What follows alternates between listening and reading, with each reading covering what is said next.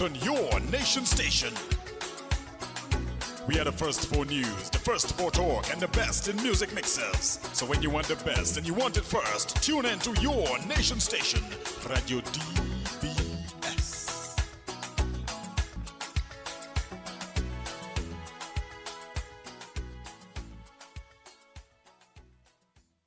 Radio DBS. Across the Caribbean, you listen. Across the world, you listen. And at home in the nature isle, you listen. You listen to DBS for unbiased coverage of breaking news, original programs, and so much music. You listen for the information that will change your lives and the humor to brighten your days. So here at DBS Radio, we deliver. We deliver timely news, information to live by, and the everyday interaction that we all so need. These are the things that make DBS Radio the better sounding radio in Dominica. Keep on listening.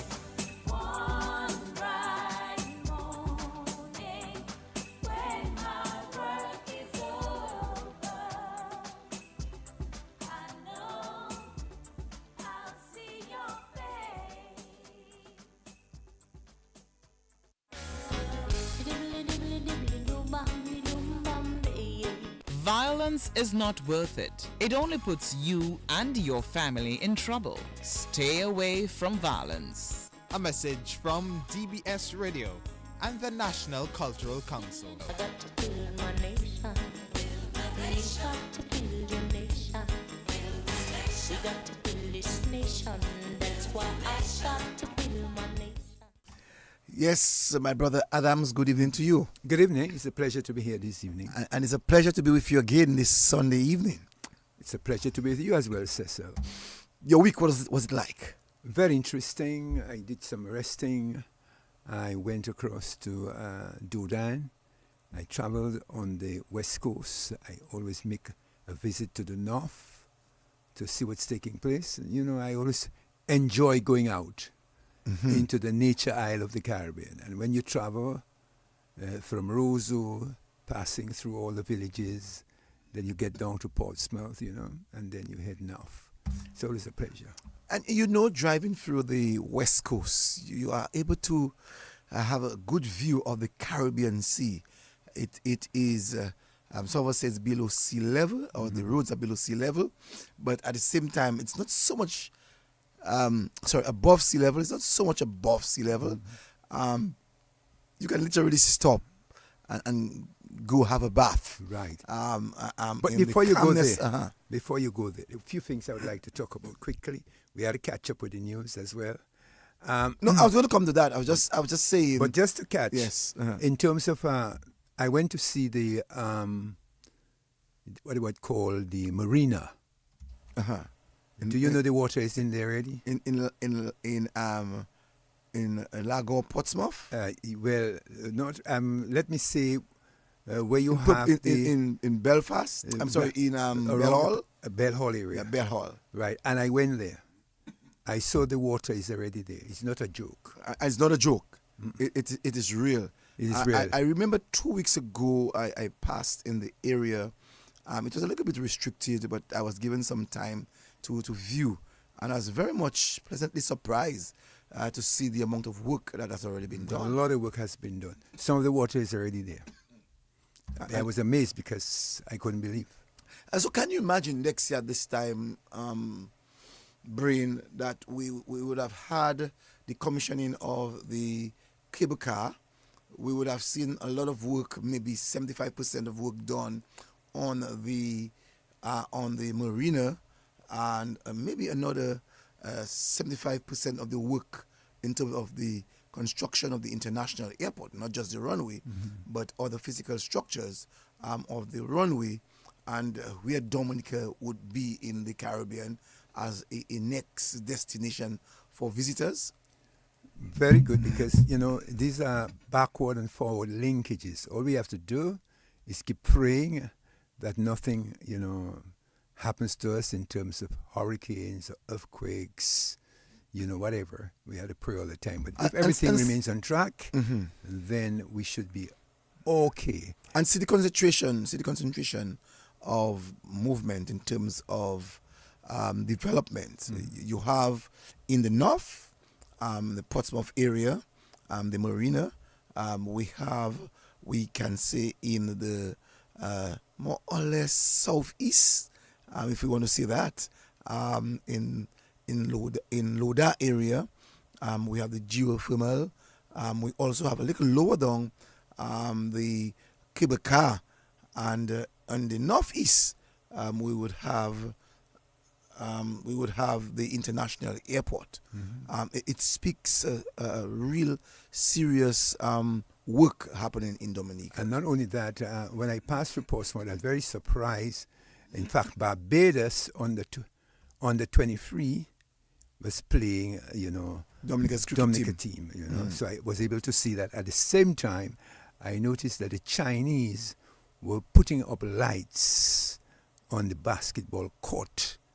It's a very big court, and it's basketball court and also the netball facility. And I also had the opportunity last week when I went also in the northeast, the construction of the Tibu School.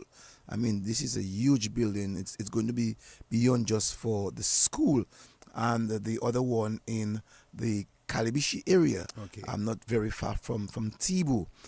So it speaks in terms of how central government has been focusing on the kind of development that is required for Dominica at this time. And I can also speak to the Goodwill Technical School, the vocational school. All the windows, I see them putting them up. I noticed that they're putting in the air conditioning unit. I also noticed that they're building the stone walls all around the school. And just a few stone away from the Goodwill Secondary School, we would have seen the construction of the 7 days school itself. Right. And that too, we need to give some kind of big up, if we want to say that, to the church and the construction of that school. So when I travel, I always make sure that I look to see what's happening around the area. Unfortunately, we haven't found ourselves going to the south, where the new road to Granby is being built. Right. I do not know if you have ever traversed through the how would I say that, through the Granby area. No, I have not done that yet because I noticed that the road is under construction. So I'm waiting until I can get myself down there. But I always like to go and see what's happening around the country. That's how I can actually see. Not only talk, but I can see with my eyes what's happening. So it's not only the construction of concrete and mortar. It's also when you speak of infrastructure development for sustainability, right, for the country. It's of great importance to. And I also saw when I travel, the NEP workers are busy putting, cleaning the road, planting flowers. I noticed that quite a number of NEP workers in Doudan, when I reached there, they were actually cleaning on the side of the road, and it's really amazing to see the amount of work they're doing. And we need to always remember the work of, because there are different segments of the NEP workers. I shouldn't say segment, but there are different stratas of the NEP workers. You have those who are actually doing administrative work. You have those who are on the field. Well, I'm looking at those on the field. And those on the field, we actually physically knowing who they are, and we can see the work that they do. So those who are in offices, unfortunately, we cannot say the work that you do, but I'm sure that your institutions, your managers will be able to highlight the work that you have been able to do in the development of Dominica. But for those people who are keeping Dominica clean and beautiful, they must be spoken of. And they must be commended. They must be commended because beautiful flowers along the road, especially in the Bioche area. I see quite a number of flowers, different varieties. Bioche, Dublin, Coliho area. Very, very. Whilst I'm in the area, let me pass on my condolences to my very good friend. Our good friend.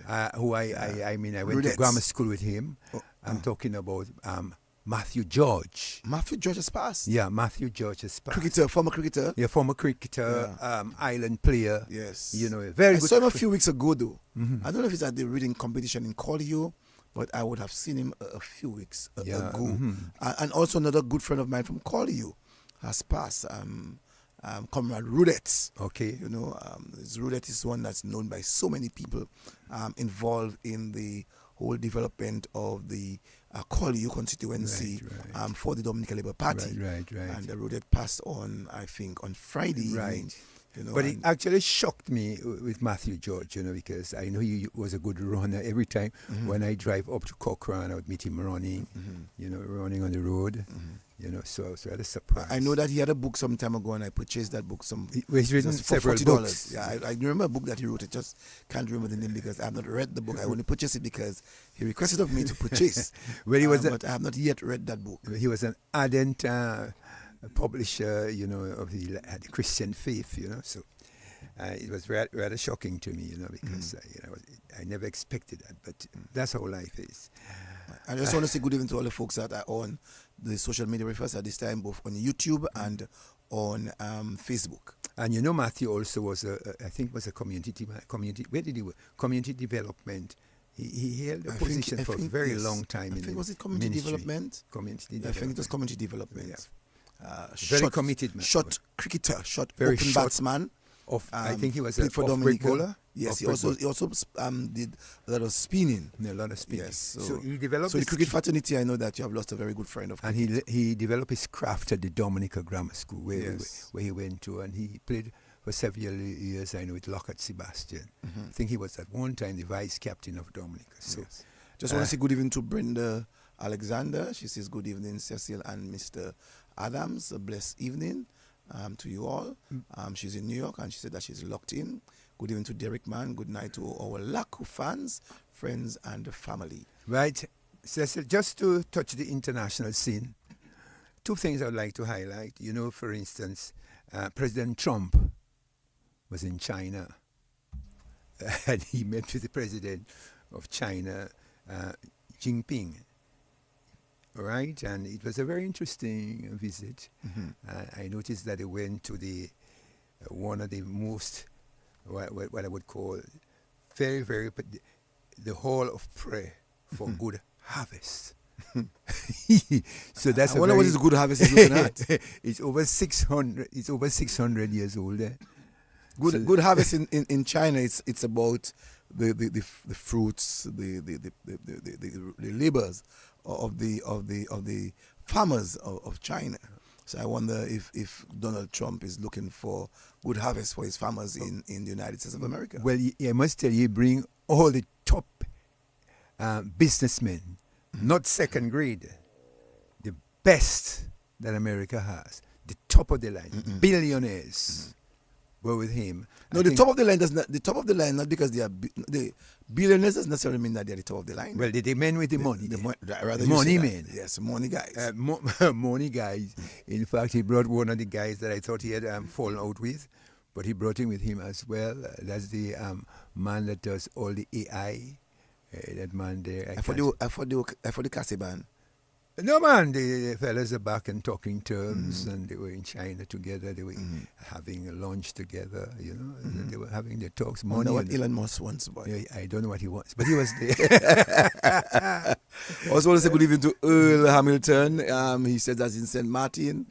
And Agatha Joseph, good evening to you.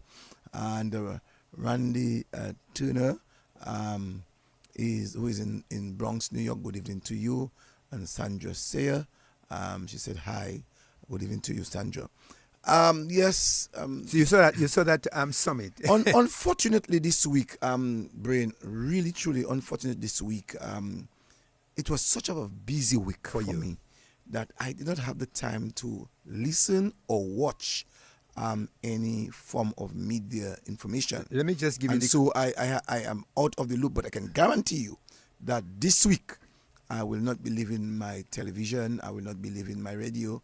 I'll be tuned into my news. all because of the reading competition. Quite a lot of things had to be done. So by virtue of this, not even in the mornings I would have been able to get up for 7 o'clock. Let me give you the closing. Yes. Let me give you a closing. The United States and China are both great countries, and the two people are great people with wisdom. The two countries should deepen mutual understanding and promote friendship among the people.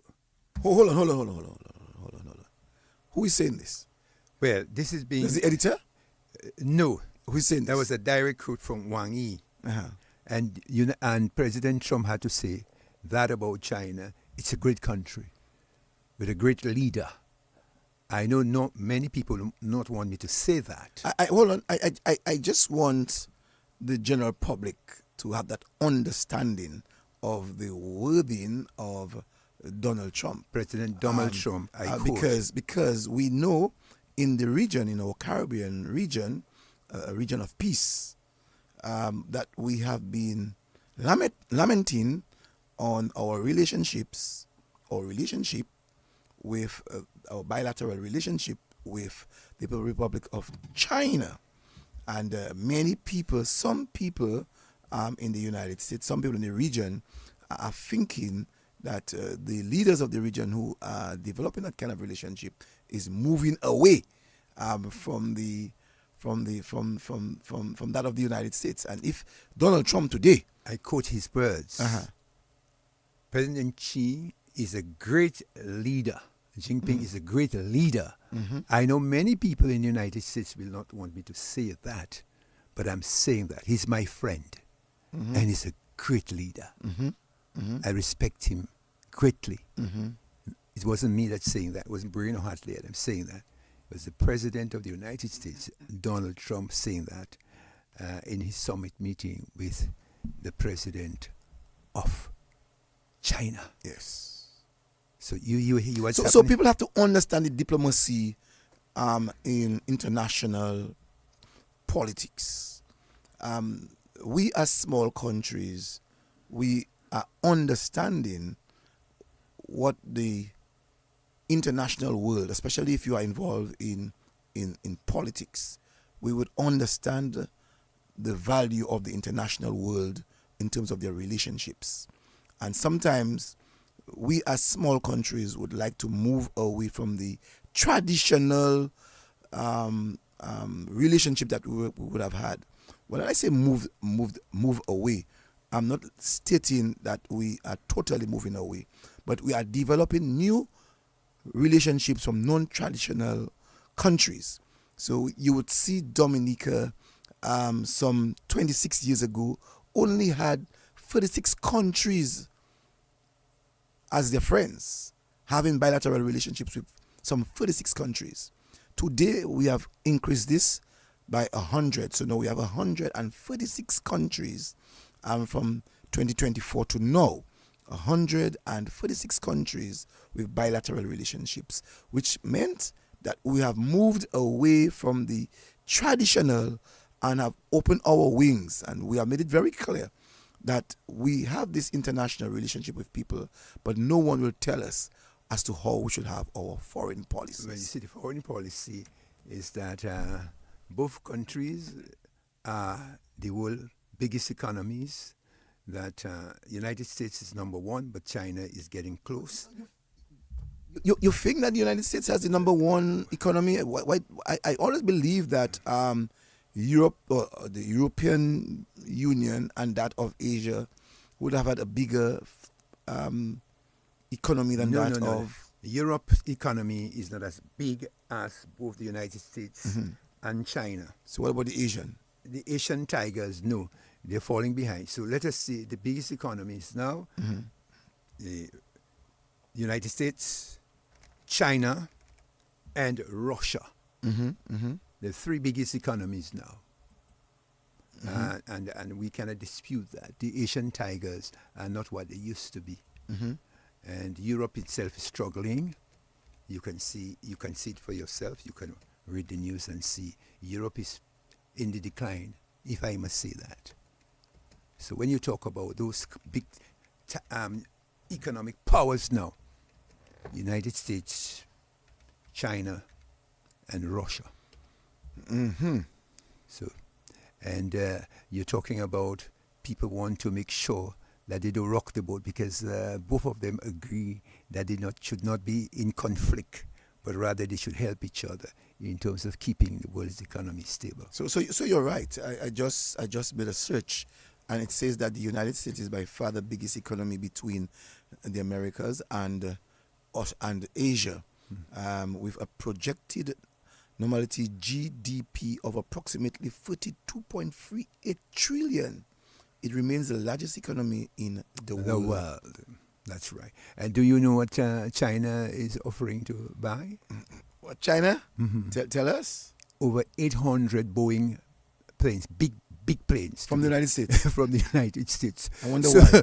So when you see small countries like ours getting in big man business, you know, what we have to talk about is for economic survival. You know, we cannot get in that chess game. These are for the big boys with big money, you know. So we ourselves have to be very careful how we navigate our foreign policy and our economic survival. So it's time that they stop saying that China is a developing state, a developing country. Develop what? China is a vastly developed economy. It has one of the biggest AI markets in the world. Yes. They're the leading country when it comes to electrical vehicles, solar energy, alternative energy. The Chinese are in the lead, and computer technology. So, come on. China is... So it's also said, I also Google reference China and the United States. It says that the United States hold the world's largest economy, and we just said how much it was, $42.4 trillion, while China is the second largest at $20.8 trillion. Thank you very much. However, when adjusted for purchasing power, which reflects the real scale of domestic production and consumption, China economy is larger, a value of over $43 trillion. Thank you very much. Compared to the United States, $31.8 trillion. So you see why So it means that China has more people, they will consume more, and the production through the population would make them produce. So when you more. hear fellas talking, or economists talking, fellas talking about trade and business, you cannot not be working with the United States and China. It's impossible. It's impossible. And that is have why... you have to understand that. Man who talking, and I want them to call, man who just sit down by the roadside, Yes. talking. Yes. They must follow the geopolitics of the world. And the people have to come to understand when a government has decided to create or to start or to begin a relationship or a bilateral relationship with another country, a number of things will be taken into consideration. And for Dominica, small Dominica, to have had this unique relationship with China, the second biggest economy of the world, and we need to make people be aware of that, the second biggest economy of the world, it's important that Dominica plays an integral role in having that relationship to really assist it in all aspects of its economy, of its development. And so it's not a mistake why, and we talk about productivity, it's not a mistake why we'll see quite a number of our projects being manned by the Chinese because of their knowledge in construction, because of their productivity in development. Well, let me say, because of the economic might, they have money. They're powerful when it comes to that. They have the money. When you're the second largest economy in the world and you are moving forward, it means that very soon you may be the next global power. So you have to understand the geopolitical situation. And no matter who comes into office, no matter what, you must develop or keep your relationship with these countries. And hear that. It says, again, I'm reading size and wealth. while China leads in total manufacturing and has the largest economy on the purchasing power, U.S. citizens are significantly wealthier. That's true. That is true. But that is why you see when you talk about energy and the purchase of energy, you have to watch that as well. So energy, I always said, two things that will probably cause the war is oil for now, and later on water. Think about what I'm just telling you. So it's a good thing you said that, because we're going to talk about Third World water. War. We're going to Third talk World about War. water just now. Oil now and water later. And water later. Because if you, in a war like the Iranians, and knock off the water supply of Saudi Arabia, knock off the water supply, and that is the generating water, fresh water through using, salt water, you have a big problem. Someone just said that the best program around the world on a Sunday night is the Lakou program. Why it is the best program around the world? Because Dominicans that came out from the Lakou lives around the world. And that's a fact, That's a fact. That's a fact. It is. So people must pay attention to those things. And while we're talking about this development of water, let's go back a bit and focus a little bit on the geothermal, what it has been able, or what it will be able to do for our economy. We had someone, Richards, if you remember, some time ago, who made mention to us that the geothermal is going to break barriers and make ways for Dominica and Dominicans. Well, it's a game changer. It's a game changer. And he made mention of the high level of electricity that is being used for AI machines. I heard this week, and I read this week from Mr. Lance. You remember Mr. Lance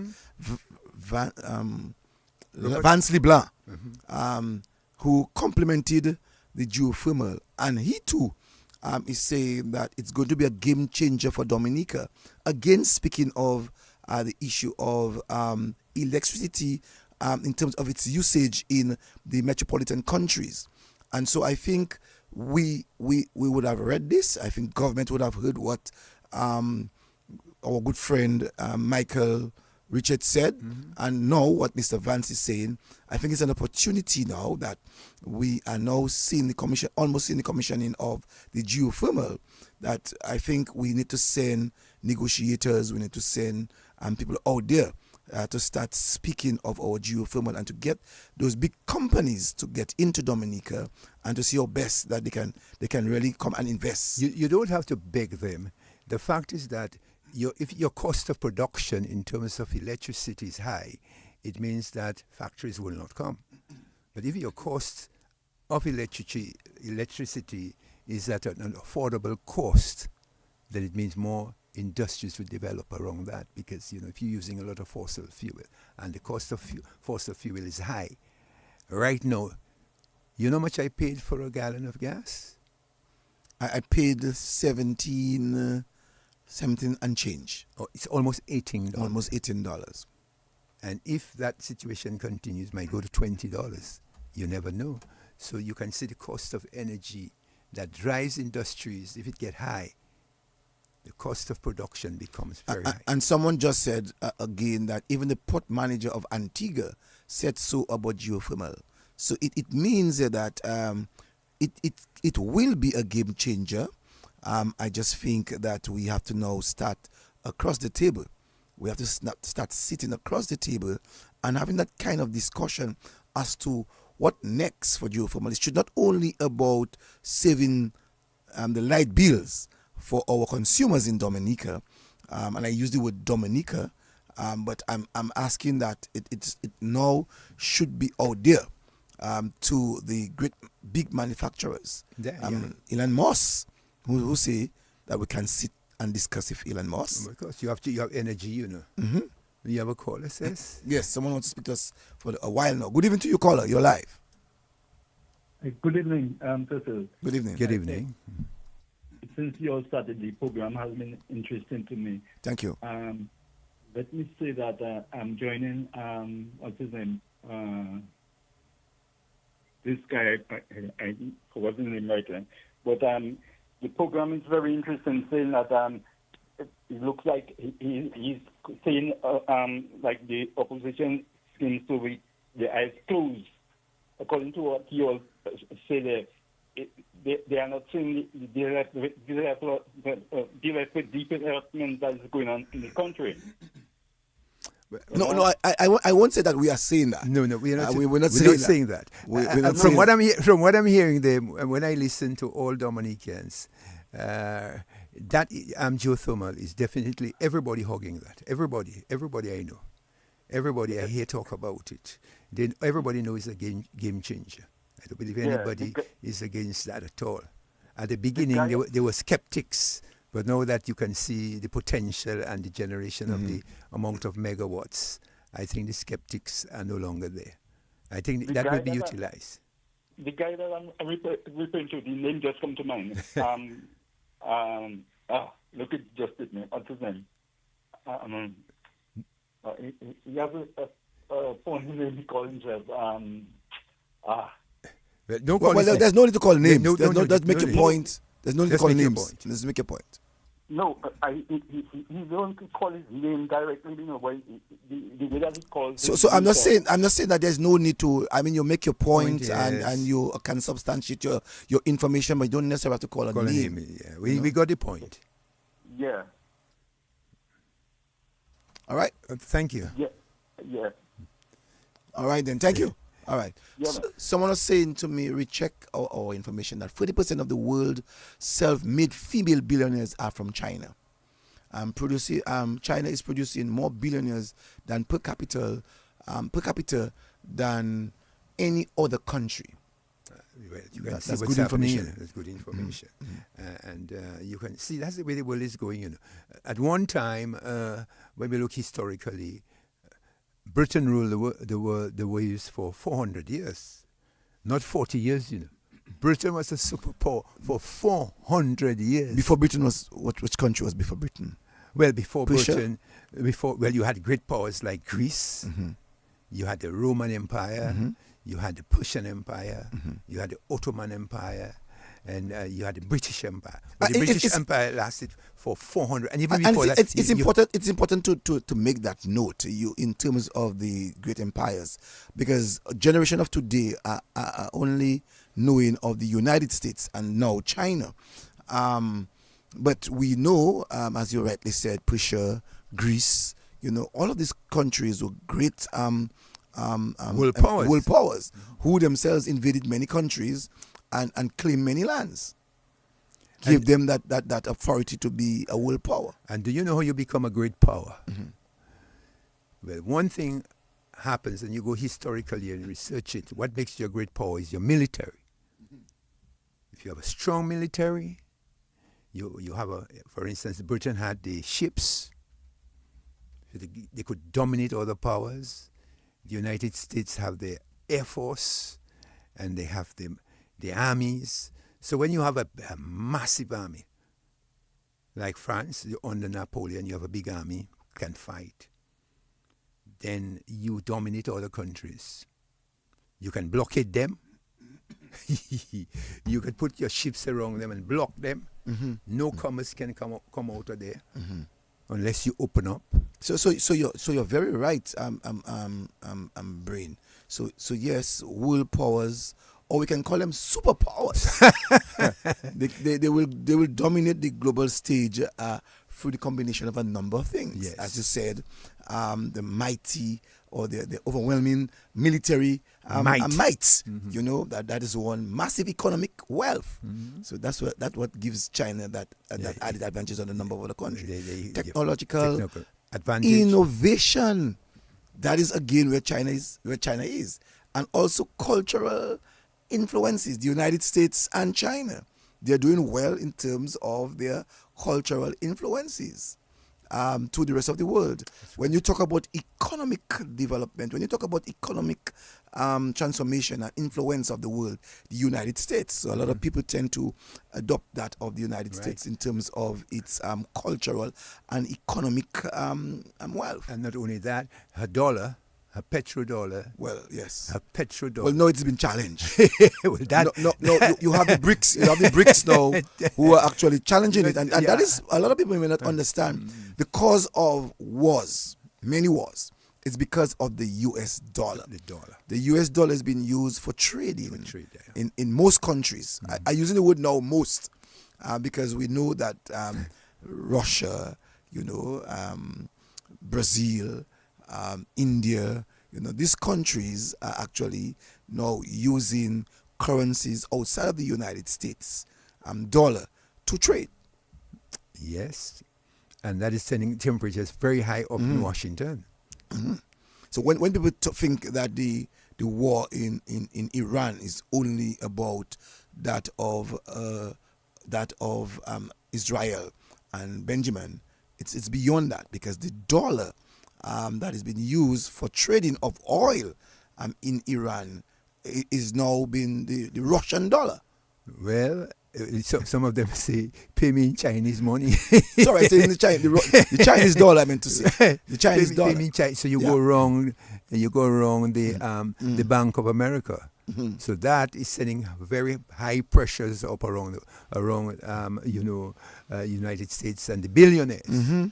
Because if your money is being threatened, then you begin to see red. Fellas, money, once they're being challenged, causes. That's why you had the First World War. And that's why you had the Second World War. Don't forget that.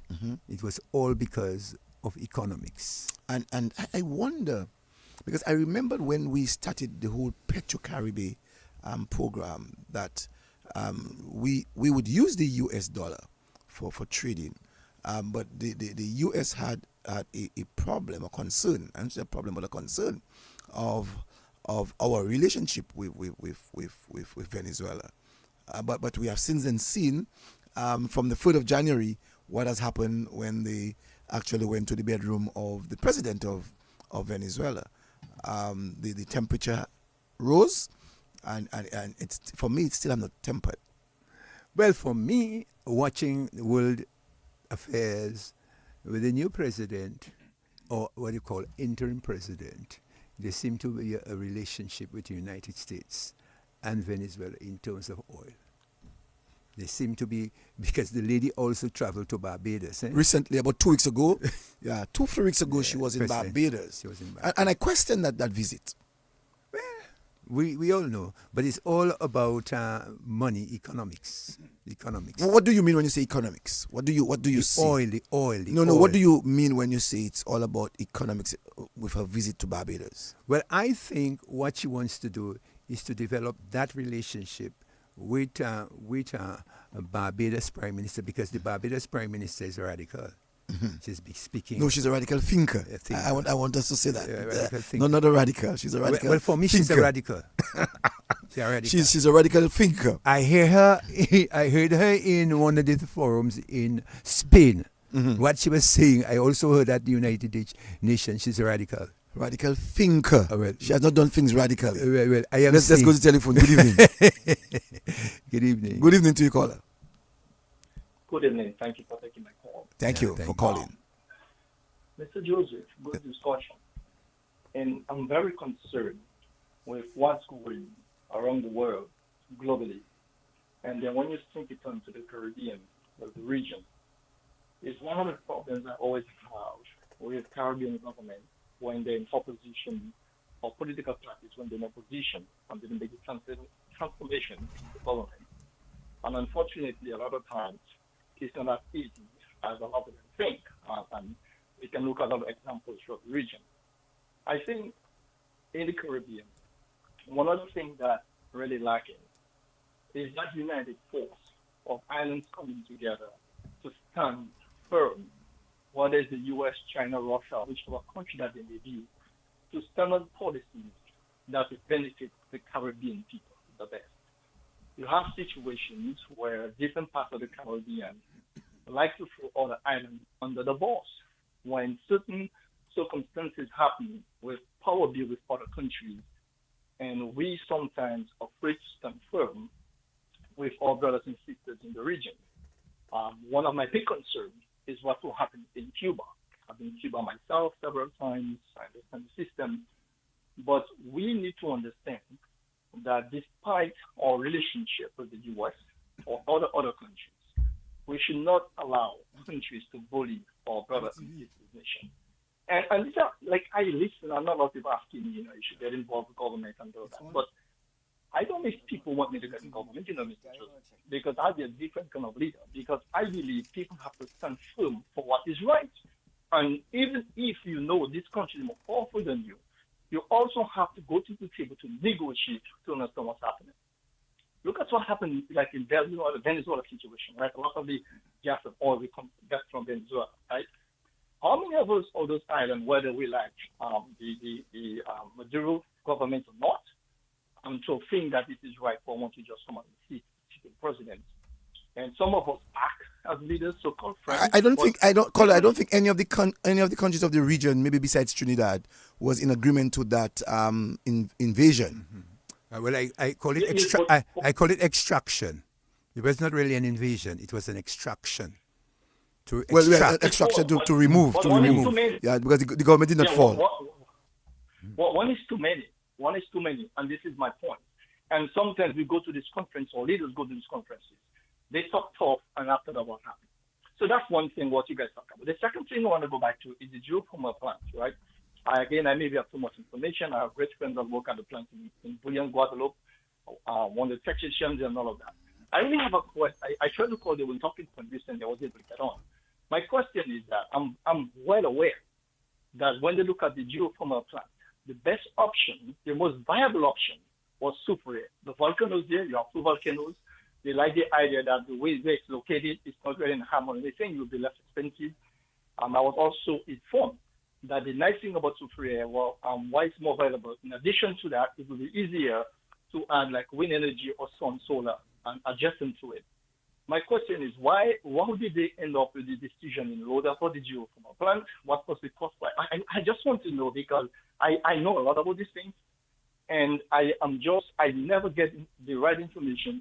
If the government or the company could explain to us why Loda and not Soufriere, where we all know, those of us who were involved behind the scene are well aware Soufriere was the most viable option. So that's one thing. The other thing people... But I can tell you, caller, before you go, I don't know if Brain himself would have known. I've never heard of any debate between Soufriere and that of Loda. I've never heard that. Well, I know at some point... Let me just answer you. Let me just answer him. I know at one time there was research done in terms of Soufriere, where you have this hot springs there. I know that some discussions were around it, but I think there was research done, and I think there are papers out there in terms of the research why Loda was chosen for that venture. I think the research pointed to Loda. Mm-hmm. And that is fair. What I'm saying is that I just want to know why, because I remembered, like, in the early discussion of this thing, Soufriere was a very viable option. And if you're saying that after this, it would be good to publish this information. Yeah. There are papers out there. But finally, before I leave, the one more point I want to touch on that geothermal thing is that I think consumers need to understand something, that the geothermal plant is not just going to automatically reduce electricity. It's not a magic thing. People have to understand this process to things. It's just like if you open a shop that is not most likely, most people start business, the first year of business is just really covering customers and the profit. I think the Dominican public need to understand that. And I know that the geothermal people have tried to have discussions in Dominican stuff. And, I'm a fair guy. I really don't like political stuff when it comes to national development. I believe in national development, and I believe that one of the things that I think this government has done, I really appreciate, is this geothermal plants. I do believe that, they tend to go at what they have. They should have probably looked at more and see how they can make it bigger, but we also have to be patient and understand how these things work. It's not simple. And then to integrate this stuff, the grid into the domestic power line, it's going to take some time. It's going to be, it's just like anything you're doing, right? You're going to have some failures. Along the way, you're going to learn and stuff like that. So I'm asking the consumers to be a bit patient. And I know that I would like to see the end goal for the consumer is to see all this money spent on the electricity bill follow. But there's a lot of technical, scientific stuff that goes beyond that, and people need to be patient. But I also think that with the information you just gave, it will be very good for the transparent for the public to put that information out. Why loader was chosen? Because I was one of the person obviously would know that, pushing for super rate because I came from it in my constituency. I see all of that. I hope you're not biased. I hope there's no bias. Well, I'm just saying, I'm saying that I personally would like to see that. Okay. But if information, because of the most valuable, what I'm saying, to be fair, this information to be out to the public, and then we understand that it's not being biased, it's been fair. Because, of course, if I have something to do, I would like to see the people get a job. But however, if it comes down to most cost effective would be low that I do it. And the paperwork is up there, it's published, and then people know it, and then that. So anyway, thank you guys for your time. Appreciate it. Thank you very much. Well, I want to thank this caller for that knowledge. To be quite honest, I've been involved in a number of things, but not everything will stay into your mind. Right. And so I want to thank the caller for that information. I wasn't aware that Soufriere was one of the areas that and someone has just said in that Loader has an active pool or pond. Soufriere doesn't have. Well, it was a matter. It was a matter of the research done in terms of, and he answered it. He answered his own question. Cost effectiveness was one of the main issues there. I would like to maybe tell my technician that I'm hearing voices over. So I'm not so sure why. As we have in this discussion, so the television is on, so I just want to ask of him to help us in that area. So yes, I really want to thank the individual for the information, and I'm sure by you saying that, caller, that maybe in the very near future we will get the rationale or the reason why it was done the way it was done. Yes. Well, he answered his own question, cost effectiveness. So, I mean, I know the papers were done, and I know there was debate between Soufriere and Loader. But it's important to know that at this time in our development that we have a number of things that can cause a game changer to our economy. We have been speaking of the Lakou for a number of years, and in speaking about the Lakou, we have been making it very clear that those of us who have been involved, or those of us who lived our life in the Lakou, are now today working and helping in the development of creating a different Dominica, a Dominica that is moving away from the Lakou life. Right. Our generation of today cannot speak the way that we speak of the Lakou life. Right. Well, the generation of today, development calls for inclusiveness. It's not done in isolation. And whether you're opposition or whether you're not voting or whether you're in a different church, it's about everybody working as a team for the national goal, which is to transform the economy and to create a better Dominica for those of us who came from the Lakou and those of us who will leave our grandchildren and those behind. of us, and we have to understand in the graduation of we moving from the Lakou to our lives today, it took some time. Transformation. Some form of transformation had to be done. And the process of the transformation did not take you go and sleep tonight and tomorrow it happened. No. It took a process. It took hard work, sweat, and digging the soil. And so today, in Dominica's development, I don't want us to think that when we get up tomorrow morning and the cable car start to function, that we will see dollars flowing down to the sea in Roseau, or we'll see quite a lot of barrel of oil flowing down in the river of Roseau and get a ship to take it, and we'll be seeing money. The process is going to continue. We're going to have teething period even in that process, because the change of minds, and that's where we have to now start the change of mindset. Change of mindset. Our people tend to not want to change their mindset.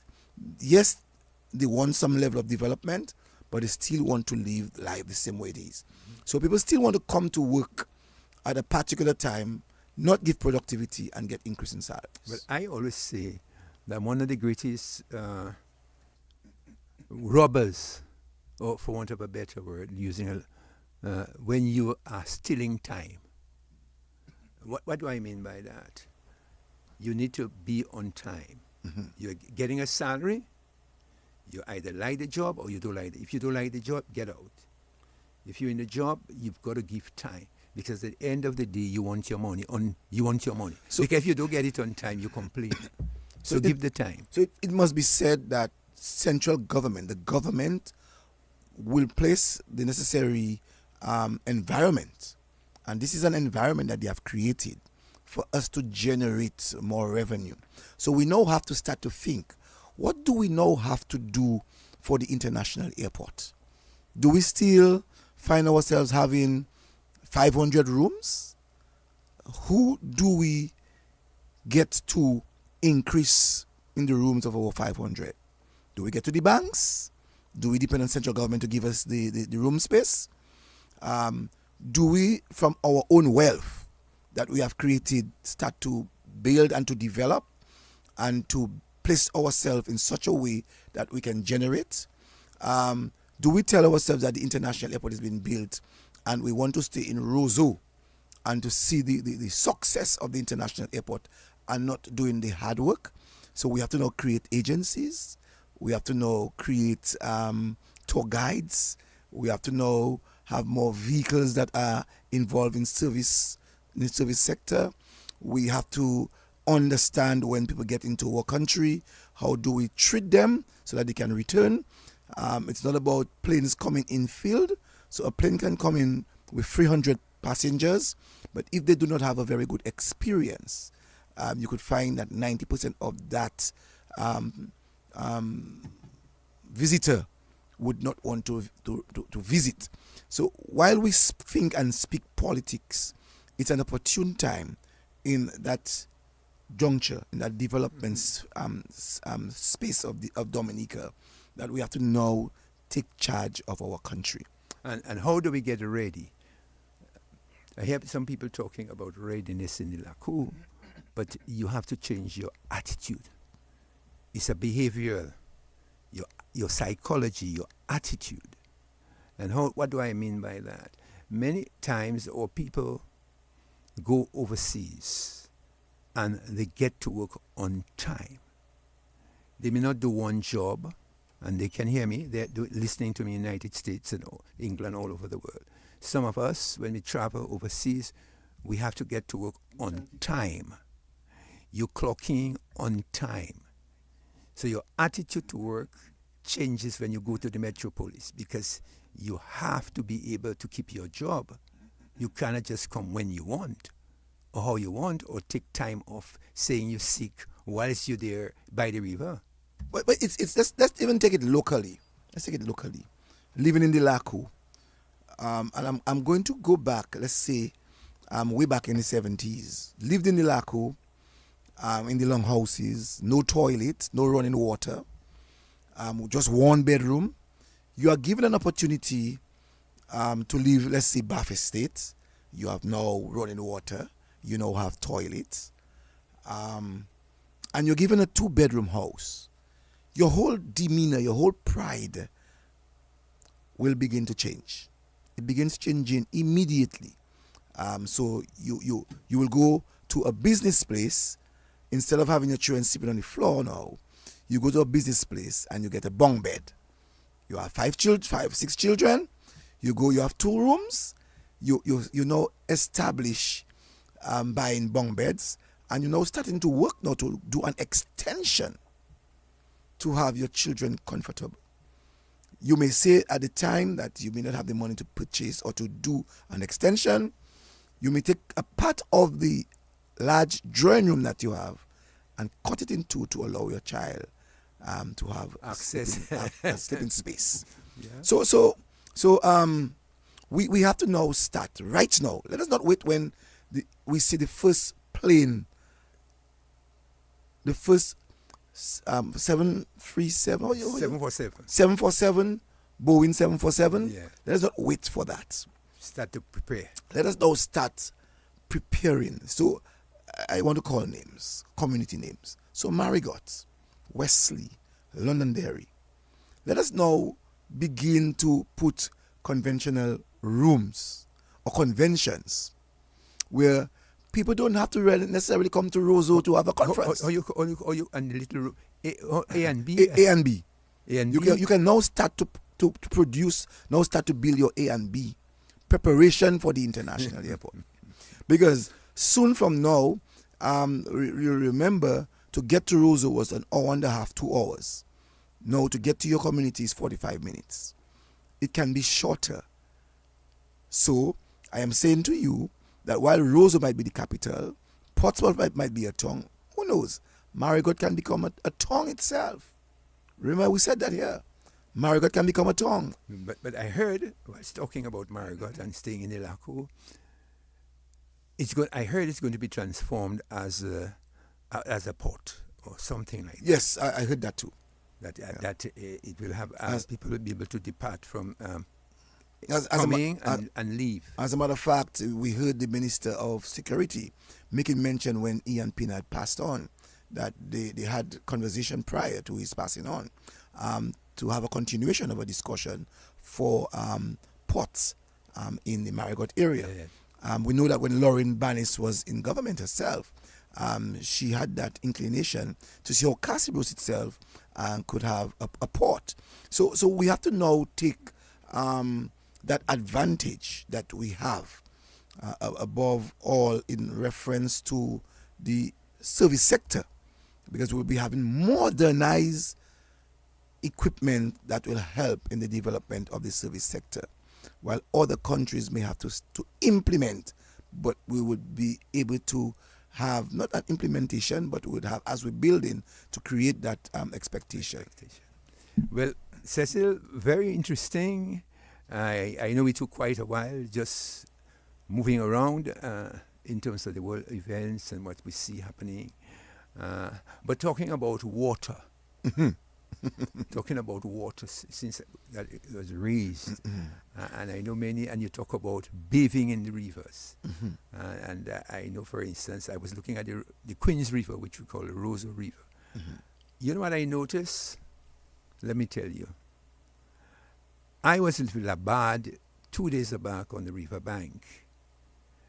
And I told him, but very strange, I'm not seeing any women 5 o'clock, 6 o'clock going and take a bath in the river.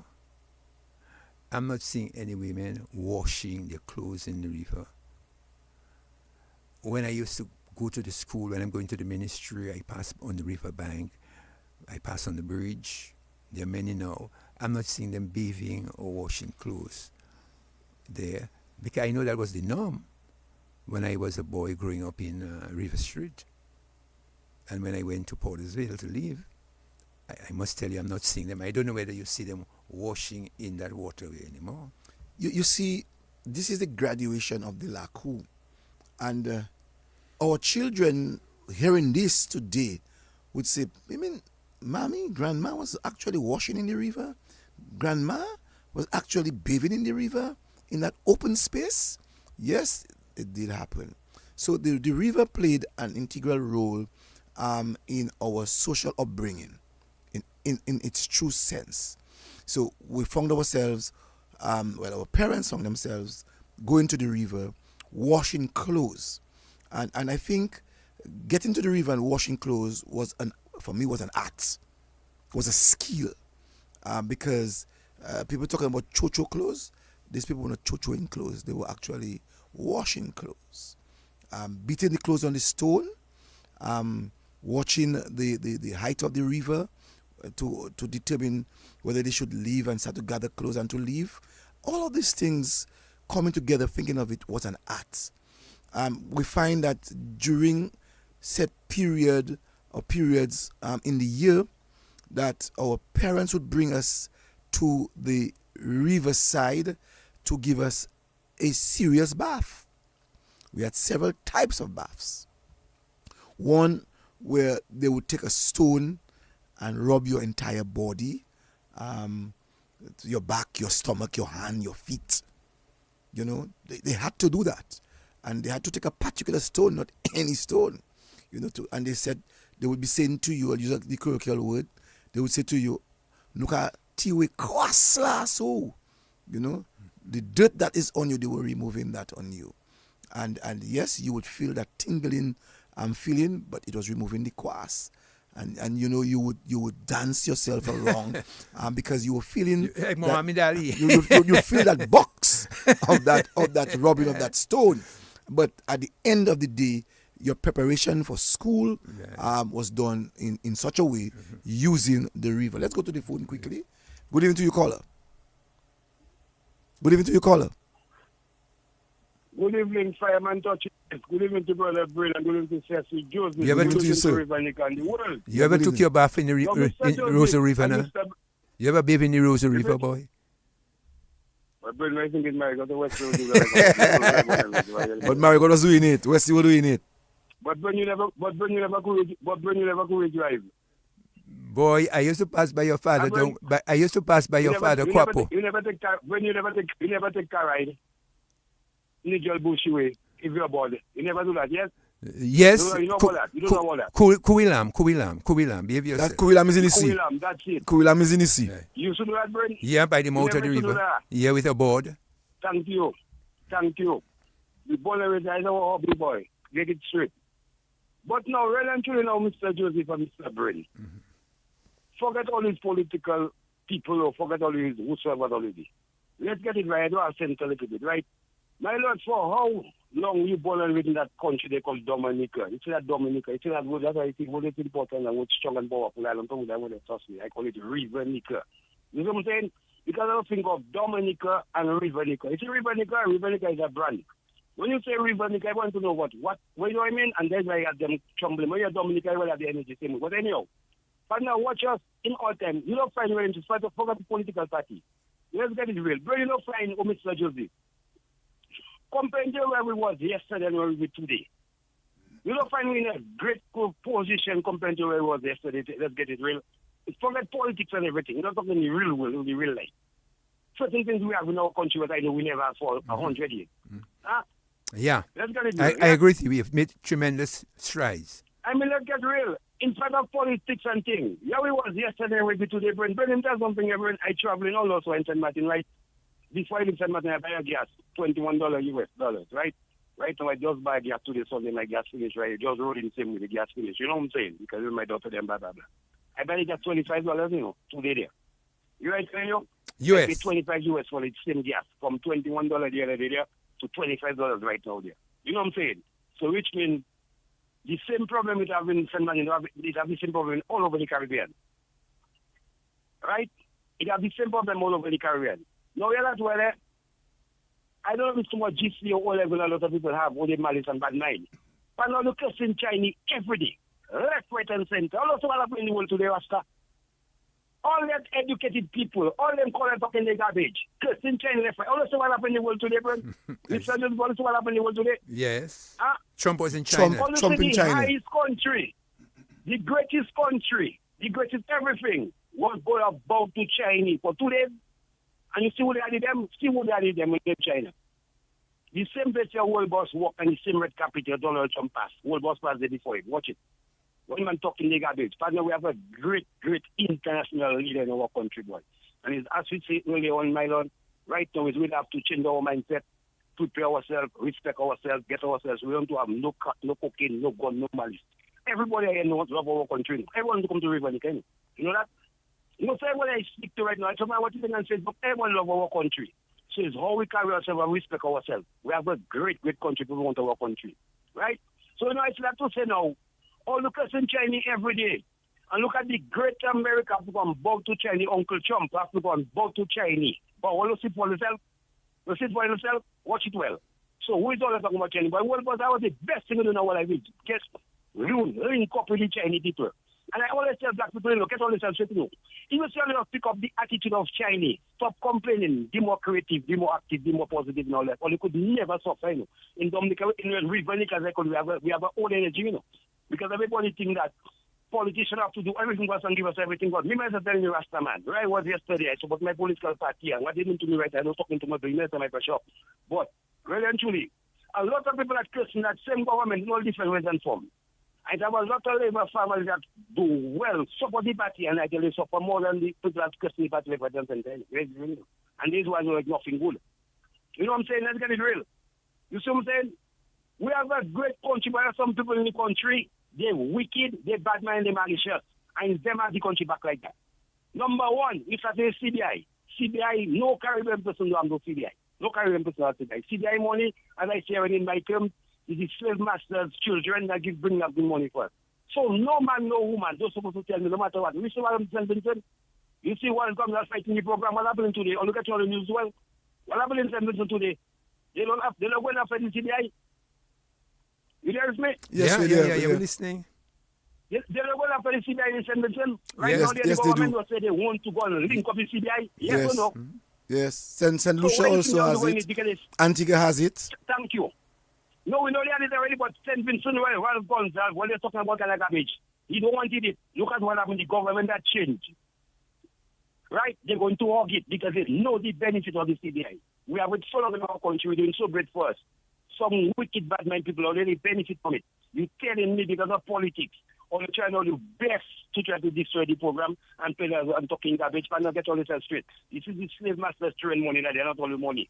And them people they know we know because they realize now more we stay in separation and calamity, more we're going to fight and do malice in our country now. More we develop ourselves and unite because unity is strength.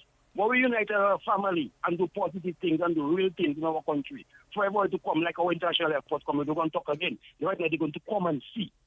You know what I'm saying? They're going to come and see. Planes come to come and planes upon planes come and see what happened in our country because I was time to also shine now. And what happened in our country now, as it say, and I say it again, is change our mindset, prepare ourselves, respect ourselves, just get creative. We don't need more people with money are talking, cursing. But bring money and come. Bring money and come, man. If you have the money, bring up. Come and bring up all the Thank you. Come and do something. Thank you. Yes, I. All right. I have a million things to say, but up and running, fireman running thing. Tell them before I go, all the Christian Chinese, tell them, look at what happened today. Great America gone bow to China today because of the problem of the world. Up and running, fireman running. Keep the fire blazing. Bless up. Thank you very much. Thank you very much, Fireman. So as we were talking about water, and the river. And we're talking about the graduation of Dominica. 45 years ago, we would have seen people, just 45 years ago, That's right. we would have seen people going to the river to wash their clothes, going to the river with their bath towels on their back, and to go and take a plunge in the nearest pool that they would have gotten in a river. Right. And we talk about just Roseau. We're not talking about other areas that we know that are doing just the same. And so when we look at what has happened in terms of Dominica and its elevation, we have now today, and that's why people talk about they broke, they don't have enough money. When we grew up as boys, our parents went to the river and wash. Today we are men and adults. Our children now just have to remove the clothes and place it in a washing machine to wash. So the skill of washing is gone by our present generation. Washing with the hands. So our present generation do not know how to wash in their hands. They do not know how to use the blue soap and to pass the blue soap on that clothes so that they can wash that clothes, rinse that clothes, know how much water to rinse that clothes, to know if you are in the river, how much cool, what you say that, blast that you have to give. Yeah, the bit. Yeah, how much bit? Yeah, that's what I'm looking let's for. You have to chochu. Yeah, first of all, you have to chochu. Yeah, chochu. You have to chocho it on the stone, That's right. and then after you chocho it, you have to beat it. You have to beat it. So that's an art. It's an art, And then you have to know what stone now to put that clothes to get dry in quick time. So when the first batch is dry, your children can now come for the first batch, carry it home, and come back again. Right. It was a skill. Well, I know my Auntie Helen and my mother, what they did was that they choose an area and they open their clothes on the stone to dry. And then when they did that, they came later on and collected it. Or they just waited there, and when it dried, they pick it up and put it in a basin. Well, in my case, we would bring clothes. All of us had to have a basin in our head to include our mother. Bring the clothes to the river. When we did that, we went back home. Sometimes we would stay, especially on a Sunday. We would stay, but during school days, Mom would go to the river, carry her clothes, but we had to go once, if school is over by those days, school is over 12, and you get lunch at school reopens at 1:30. So we had enough time from Rosa Boys School, get to Fields Lane, and then get to Bath Estate or get to the riverside, get that clothes and bring it home for our mom to open on the line. So we had that choice. Those things were mandatory of us to do. Right. So our parents knew how to do that. All right. Now we were talking about the bath. The bath was of great importance. So you find that when school, as I said earlier on, was reopening, that you had to do one of two baths. One, to take out the kwas and the bless, and the second one is if any zombie was placed on you, you had to had another type of bath to remove that zombie, according to old people. Well, I know about that zombie bath because my mother took her sister Helen to the gel bushiwi. And not any gel bushiwi, yeah? The gel bushiwi. Just down hold by that. the market. Just hold that for. And I'll tell you what she get. Go ahead. What they gave her. They brought some gel lamoui, lache lamoui, yes. Because they thought he had a and spirit. you had to get some beating. she got a fine beating with the tail of a saltfish to get her as if it was some voodoo that they had done her, and she was not doing well in her head. This is how she go fall. Yeah, he fall. So to do that, you get a fine beating with some saltfish tail, and to make sure you so my Zabudi by the saltfish. I don't know where they got that one, but they gave her a beating, a bath right in the gel bushiwi there by the market. So, and many people were there waiting to take their bath as well. But you see, for the school children, it was somewhat different. The parents had to look for a male river. Because the Rosa River is not a male river. It's not Go a male ahead, I'm river. listening. So you have to get a male river. I've given that story before. And you would have to go, your parents would have had to purchase red lavender, Saturday Fair. Then they would have to get a blue soap and to bring you to that male river. Let's take a call quickly. Good evening to you, caller. Good evening. Before I make my... The person, I don't know what call again. We just lost Yes. the caller. And so you have to go to that male river, and you have to be there for 11 o'clock. And at that male river, Pamalimo checks you if I did it. Pamalimo Pest checks you. Not your business. All right. Gentlemen, good evening. And the amount of blows I got on my back. Oh yes. With wet clothes. If I didn't wash it clean. Oh my God. Let's go back to the telephone. Good evening. Good evening.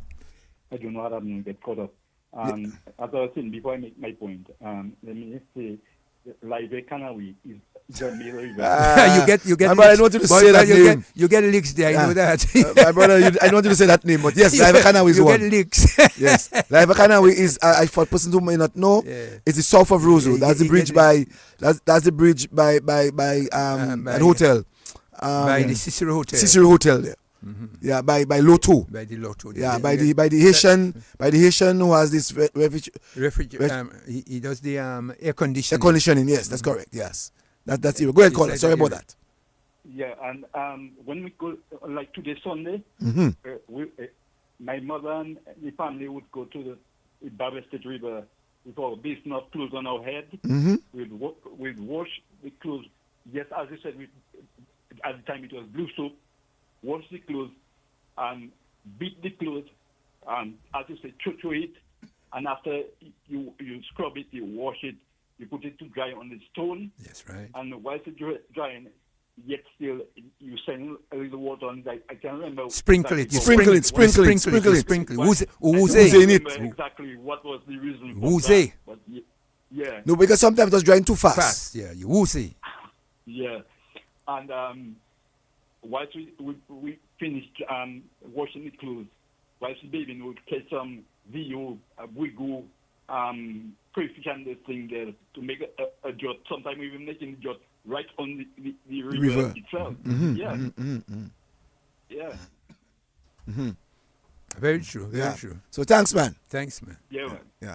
And so talking about that male river, so you have to, if when you pass common entrance during the summer, you'll be playing, you'll be going by people's homes. You find yourself doing certain things that you're not supposed to be doing. So the Sunday before or the week before school reopens, your mother would tell you have to take your bath. You have to get your bath. Right. So your mother would make sure by that time you buy Patrick. You know, Patrick Charles. Yes. Patrick Charles. Where you used to buy your J's. Well, what they call that? You will go to the Lakou Chiche. Yes. Then you're going to get your ingredients. You're going to get your ingredients. And those ingredients are still around, you know. They still buy Jollies. It's just that people don't believe much in it, so they don't purchase it like they used to. And so they put you in that river. You have to be upside down, so your head have to face the sea. Do not ask me if I did this. C'est pas ça faire. And you take 1 duck, 2 ducks, 3 ducks, 4 ducks, 5 ducks, 6 ducks, 7 ducks. So 7 was a perfect number. Okay. 7 was a perfect number. Then you come out. You have to be naked, eh? Your mother has to bathe you. And those days it was more females doing that, you know. Bathing males. Bathing the children. I don't know about males. It's to bathe the children. When your turn comes, you have to get your bath. And they would bathe you. And someone's asking, what is a male river? You want to tell the person what's a male river? No, keep our secret. I will keep our secret. I don't want you to go and try to look for Try no male nothing, secret. I said it before, and if you didn't catch that before, well, I can't tell that to you. And then when you get out from they taking the blue soap and they rubbing you down in the blue soap. Those days DCP used to make the blue soap. Okay. And you have your mother putting some red lavender in her hands and she rubbing you down. I mark you, the rubbing you down, not up and down like how we're doing rubbing today. The pakosa is from the top, go back on the top, bring it down. So you're hurling everything down. So whatever jab that is in you, you hurling that down. Yes, go ahead. Let me hear you. Brain. Yes, very true, Cecil. And but I even forgot when they were doing my auntie, they used sulfur too. Okay, the sulfur. Yeah. Well, I don't know about the sulfur. Yeah, they use sulfur. Yeah. And kulbois. Yes. So sometimes it used to be done at the homes. So, and that is why I tell you, over back at holy water sala, you see that holy water? So in the old days, the people used to go get holy water in the church. And that same 11 o'clock, they would take that basin, that white basin, enamel basin that can break, you know, it can carry that white enamel, not the silver, not the is it silver? The silver, not the white, silver one, white, not the silver one. You go by Nassif. Nassif will sell this big white basin. Big white basin, yes. And they would put you in the yard, and they would also get glory cedar as the pour of the water. They would get the glory cedar, mash up the glory cedar in the water. Yes. And when they do that, cafe fouet tout ça. You put up your bath at 11 o'clock. When you put at 11, 11 you must take your bath. Yes, it was called bomber soap. And so they would put you in that green water, make you stand up naked in the middle of the basin, and then take the different ingredients. You know the names. Red lavender, Safetida. They had another one, you know, there are 2 others. Yeah, and they had another one, J's. No, J's wasn't for us to be. Yeah, they gave us J's. Well, they didn't give me J's. I sell out myself, man. And then you mix it up with the green glory cedar water, and And the glory see that water, you are going to throw the leaves. I see now the parents throwing the leaves. You have to put that on your head and tap your head. Tap, 7 times. Tap it, So you see the same duck you used to take 7. You tap it, saying that on your head. Tap, 7. And then they put you to sit in that water. Right. And they making you drink a little of the water. Yeah, you must drink the You water. have to drink a little of the water. And they tell you all diab will go. I don't know if anybody wants to call to give me their own experience. Right. You know? Well, Cecil, I know, for instance, that the river was used, especially as you said, Mill River, and I know the Jelbushiwi.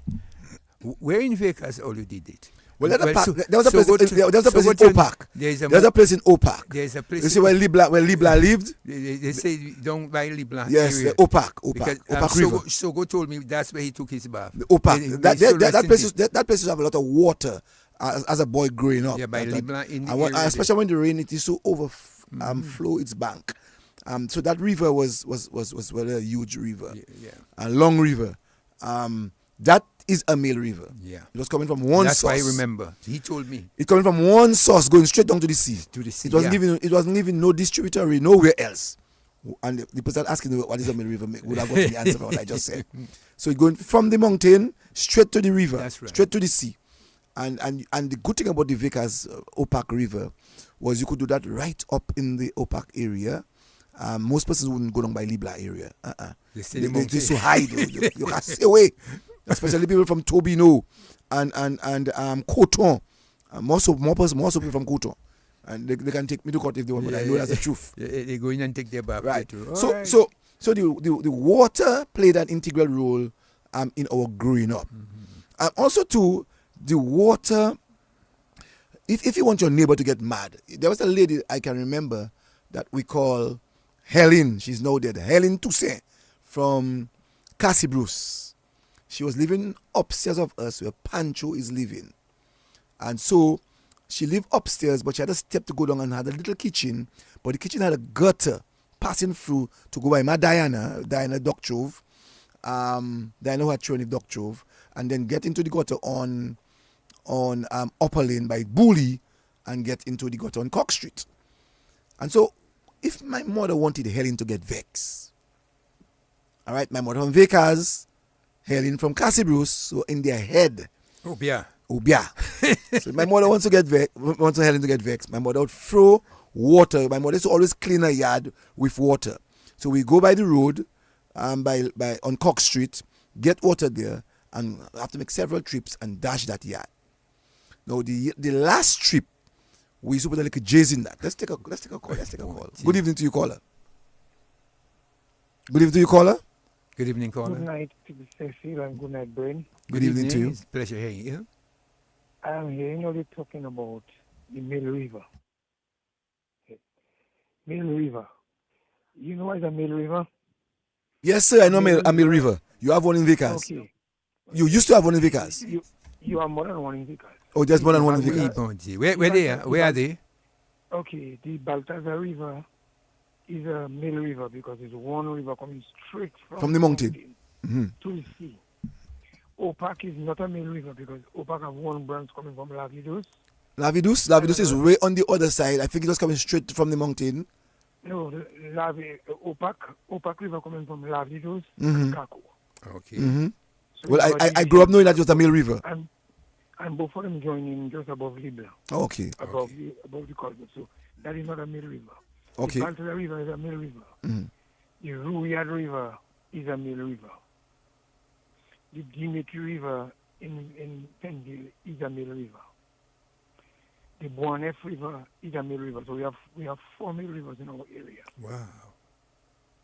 Baltazar. You took a bath in any of them? You bathe in any? You had a bath in any of them? I bathe in every single river. No. You know what I mean. You know what I mean. Every one of us bathe in river. You know what? Okay. You took your bath. I don't have no special bath here. No. You took your bath before you go to school in any of those rivers? In those rivers? No, but I was going to school in because it was going to school. Okay. You love that word. I was in Vickers on holidays. Right. But you know several people who bathe inside there. Yeah, I know people who bathe inside, Okay. And you see, like, the holiday in the bath. You will go to the bushy way, the end of the river, like let's say you're going to O2, and you go at the end of the bank of the river, and you bathe with your bush and your blue soap. Okay. You bathe with your bush and your blue soap. Mm-hmm. In any other rivers you go, that's the same thing you would do, people would do. Okay. Yeah. That's good history. Thank you, caller. Okay, yeah. Thank you. Thank you. Yeah. That's my good friend. My good friend. Our good friend. We don't call him name. And you know, I was saying about Helen. So to get Helen vexed, you put a little jizz in the water. And Helen has her kitchen downstairs. And passing through the gutter. Boy, that's Helen making noise for the entire day. Right. Ban sukuya, ban, boy, says ban this to say, tooth quality ban. Helen Toussaint from Cassibros would give my mother. Right. So, I don't think these people talk for a long time. Because of that. Yeah. Because of that. Well, you see the significance of the river. Yes. In terms of people using it for spiritual business as well, not only for bathing. Yes. For what I would call in Lakou terms, the cocoa macaque. Because even the holy water, the priests and them have to be careful, you know. Even the holy water that in those days people used to use for the cocoa macaque. For the cocoa macaque. Yeah, they used to take the holy water and they so get put it in their bottles and I don't know if the priests and them still having the little fountain that they used to have in the church. Oh yes, they still have it. Oh yeah. Yes, and you go and collect your holy water. Don't let Father see you because I'm warning you. You can't take it anymore. But there are people with holy water at their home. Yeah, but he have to give you permission. So he has to give you permission. You can't steal the man water. I was in the Vatican. No, but listen. But if the priest is not there at 12 o'clock, you know. I know, but remember people going to church. Remember people going to church in the afternoons to give their prayers. Remember, I was a Vatican man. So even you cannot just go and take Father water like that. I'm warning all you. No.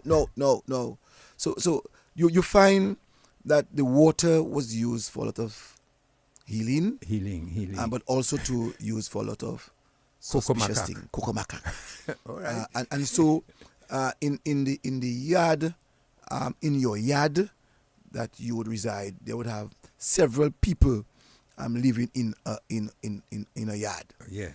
And if you want your neighbor to get vexed, who got you mad for something else, you just throw in jizz. No, sometimes, you know, those women, they have a funny way of doing things. Is that one that used to make your water turn green? I don't know which one it was. And there is a lady, she I'm trying to remember her name. Don't call her name. She's no dead, I said, call her name. She drink water? Yes. No. She was a CUM.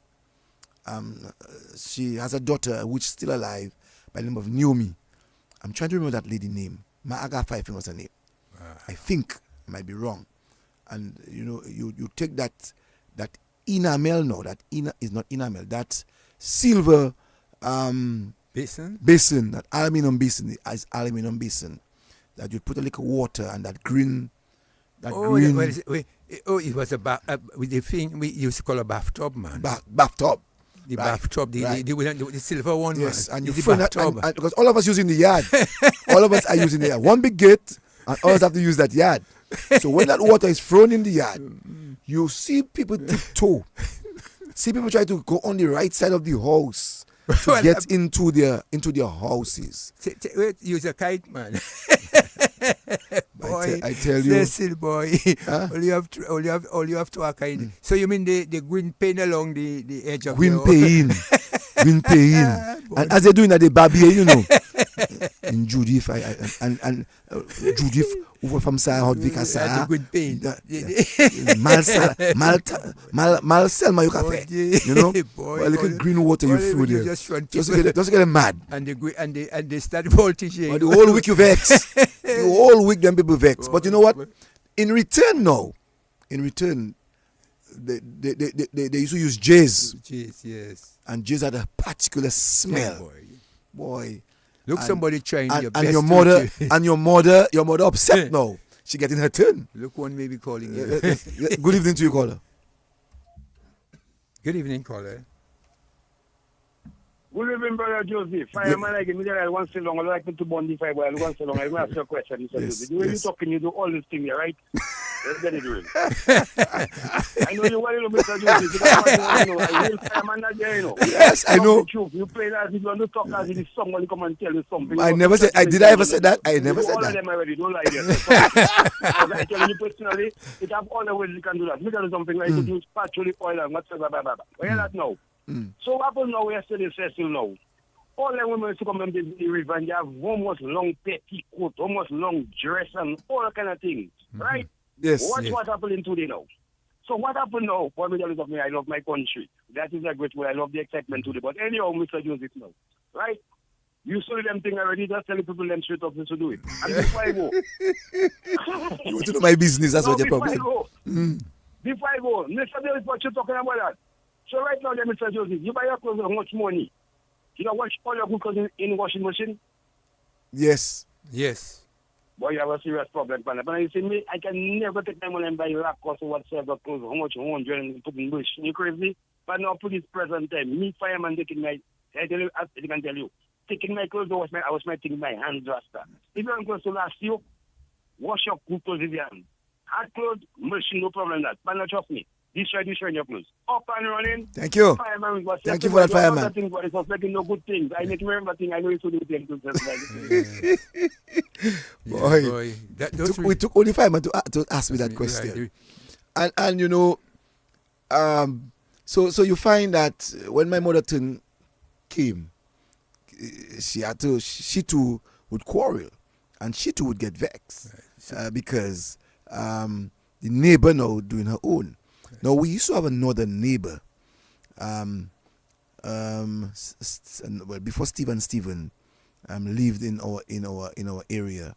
There was another lady, but for me, boy, that lady was a goddess. She was a goddess. Goddess affair? Yes, because every day that lady would throw J's. Every day she would throw J's and babying as the day going. Look, another lady, maybe a man calling us. Well, the person gone. You know, the babying whole day. So who throwing J's? Who throwing alkali? Alkali. What was going on? There was a spiritual war, man. And you know, while that was going on, in the four corners, young men were trying to develop their minds and having other kinds of discussion of exploitation. So while we're thinking about Africa, going back to Africa, many of us would have taken the spirit of Africa and in us in our parts. Good evening to you, caller. Good evening. Good evening. Good evening. Good evening. I have a bit of, if you would call it, the both worlds, meaning that I have part of Bellevue and part of Thibault. In Thibault, in Thibault, we used to live in the river, and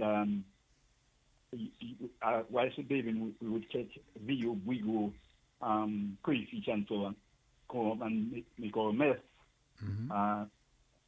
Right now, again, the river in Thibault used to come from Vickers area. Right now, the river kind of dry up. In Bellevue, when we were going up to for holidays, you would see guys standing up on the bridge and taking head dive in the river. Which that river? Was when Which one? The Mill River at Lubia. Kanawi River now. River Kanawi, like Kanawi. Okay. Yeah. That's just what I wanted to share with you. Thank you. I never knew that river was so deep, man. I too. So someone says J's was a psychological warfare between neighbors. Okay. Can you imagine? Can you imagine each of them throwing J's behind one another? Yes.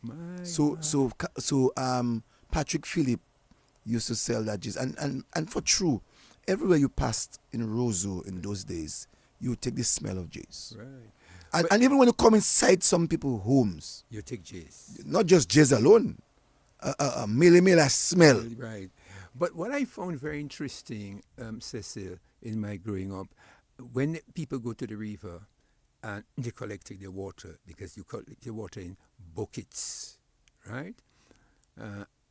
Normally, when they're coming out, if they have a shop, they're coming out back to front. What do I mean?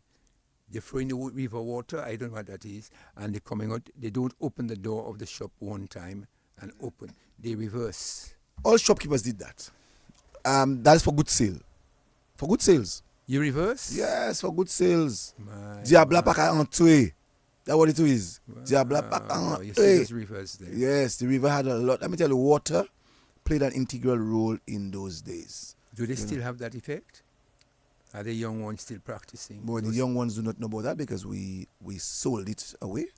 Okay. And what about in the river, bassin? Bassin? Bassin in the Rosa River? Oh yes, man. I mean, all along the Rosa River, you had various bassins. And one of the things that we would have forgotten as we're talking about the ladies washing, they used to always tie their waists. When they get to the river, one of the first things that they would do is to tie their waists. Tie their waists. Yeah, because remember they have to constantly be bending. So I think what it would have done is to really relax their muscles. Let's see what that person has to say. Good evening to you, caller. Good evening. Good evening. I just heard you mention about the shop. I hope I am not mixing up the topic, but I remember that particular shop in Newtown area, in the scale, you know the gukapa? Mm-hmm. That shopkeeper used to put that gukapa under the scale. I don't know what reason they used to put it for. Gukapa? Yeah, the gukapa. The 2 cents now. Well, I know the gukapa is 2 cents. And they used to put it where they used to put it? Under the scale. Ah. Maybe to maybe give them an extra pound? Most probably. Boy, very interesting to Thanks. to put the extra weight. Oh boy, I tell you what people will do in the old Lakou. So the water was very, very important, especially in the Rosa River where I grew up and bathed. You know. No, someone just said to me, in certain parts of Florida, one can plan spiritual cleaning baths to wash away negative energy. Okay. I was reading this in a ritual done at certain springs. Okay. Yes, so that is still on. It's still on. It's still on. Still on.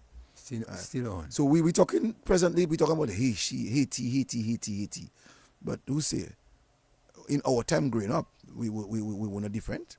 Haiti maybe kept the tradition, you know. Yeah, they still have that tradition, you know. They still have that tradition in Dominica, you know. It's not as prevalent as in our time, but there's still people. Because even if they call them Gadis Affair. Even if the red lavender, sometimes we would rub it in certain 4 corners of the house, you know. Okay. You know, you'd rub but your mother was tipping that. I'm not talking about my mother, my brother. I know this is my mother. I'm just telling you. No, my mother's an Adventist, my brother. No, in that time, my mother's an Adventist, so she didn't believe in that. Let me tell you, what I find very interesting, Cecil, that many deep practicing people in the faith, especially those who go to church, still have a dual role, you know.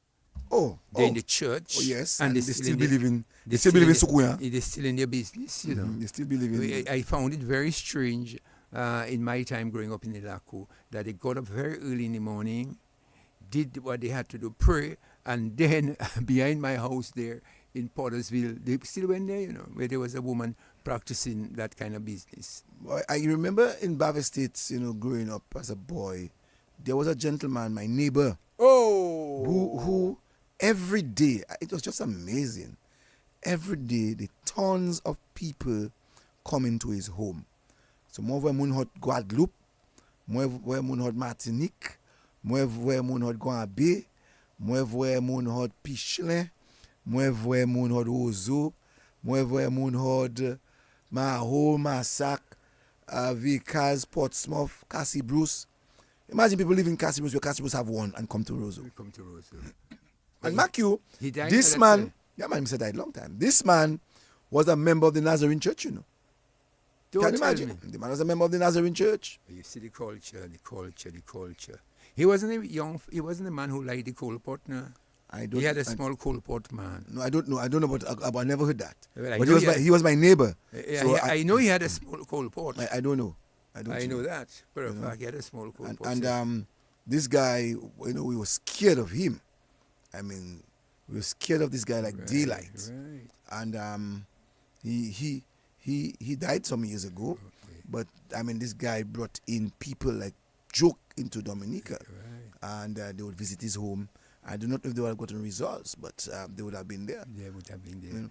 In the Kalinago, they still believe in the spirits, because right now you can go to the Kalinago territory. I saw they did that with again water, with speed, and they give him a bath. They give him a spiritual bath. Yes, they give him a spiritual bath. So that is still. Where is that? Where do you have that river?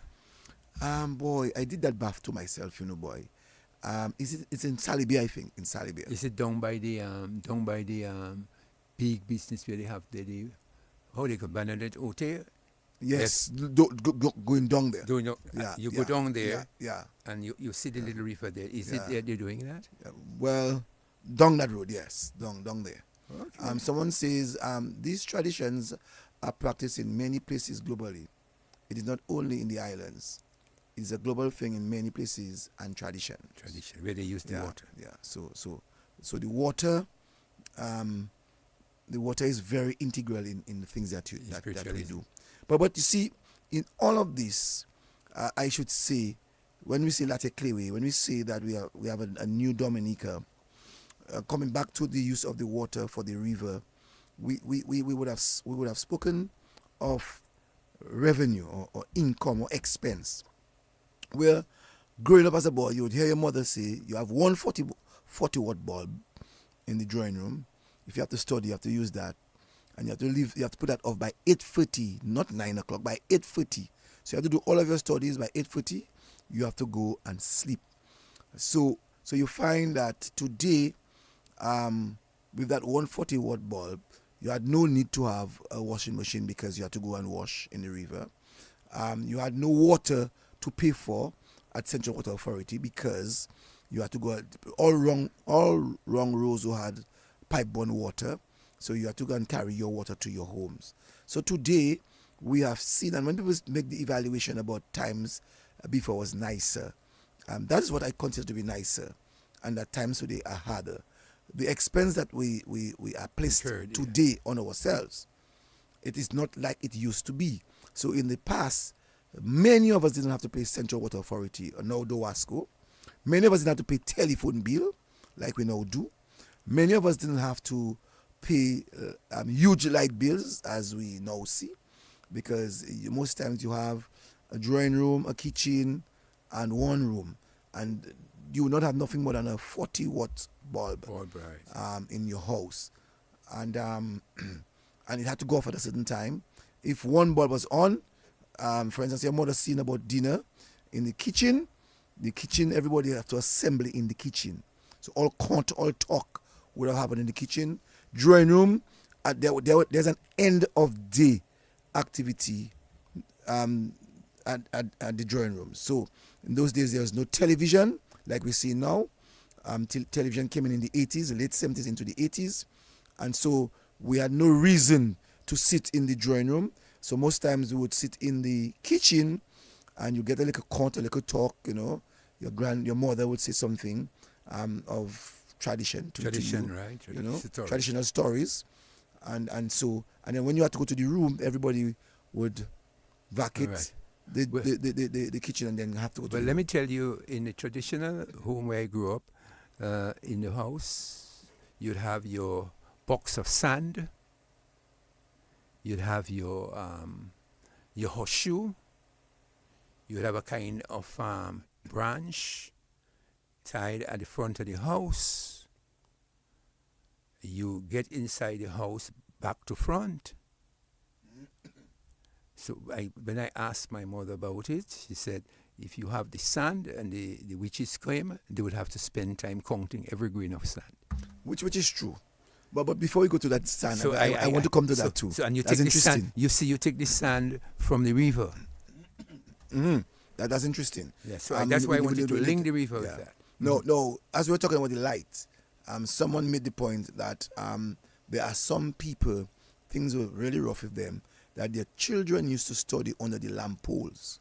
Okay. Wow. So you have the lamp poles in certain areas that children would actually sit and maybe get the little chair and study under the lamp pole. So that's how it was in your in our time. Or candles, or lamp. Or lamp, yeah. You know, or lamp. And so it wasn't an easy fix for those of us who raised in the Lakou. Yeah, it was. And as you spoke of the CSAN, the black CSAN was very integral in the whole voodoo business. Yeah? I thought it was river sand. My mother. No, the river sand. Most time the river sand wet, and they would go for it and get your mother maybe would have taken the river sand, but I know of the sea sand, the black sea sand that's shining. So to prevent the sukuya from coming in, if you take a box of sea sand, all right, and you place it in your. They used to tell us that they use it for cats. But how many of us had cats in our house? You check. No, so they used to put the sand, and when you put your lights off, it's shining. You will see the silver part of the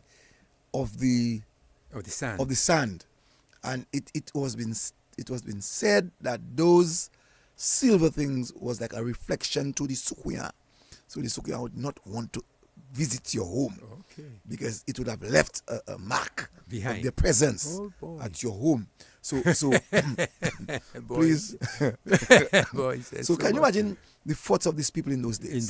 So they would get a very box. Backward, eh? They get a box of sand. Yeah, man. And as a boy growing up, I saw that. You would see that, but you never take note. You never take note of it. But later on, as you grow, you ask questions as boys. But I don't see that anymore. I don't see that in any house now. But I hope we're not seeing that for people to start that again. So you have a caller. The caller has gone. So sorry about that caller. And also to getting into the house. I think some of us still have that habit. I don't have that habit. That when we enter into our homes, we walk from the back. Okay. We remove our shoes and we walk in reverse. We you'll kill all yourself. We remove our shoes. So up to this present day, right? You see reversing us? Up to this present day, you have people that tell you, "Tiwe sulio, pavi never sulio what did I cast mo?" And that is a tradition that you'll kill all yourself. So many ever, pavi ya cast mo. So kite day one. So we used to those days on no veranda. So you have to take out your shoe when you on that step. You have to remove your shoes and reverse and go by the back. And if your mother is in the drawing room and you enter, in those days you're thinking you're a teenager, you enter in the lady house. In the front. She telling you, Aledewo. I was having tune there. Aledewo, tune there. And that's how it was. You have the caller back, sis? Yes, let's see what the caller has to say. Good evening. Good evening. Good evening. Good evening. What about when the children have to go and study in the evening? You used to study either on the candle or this kerosene light. Yes. Yeah. And when you're going to sleep in the evening, your granny or your mommy will tell you, "I love you," in the white enamel basin, and then Pinya did that for super. And that caller is right. When we went out, one of the things of parents, I think they still do that today. That they don't sleep until your child is in. I think they still do that today. But when you would have gone out in our time, there was a time that we had to enter.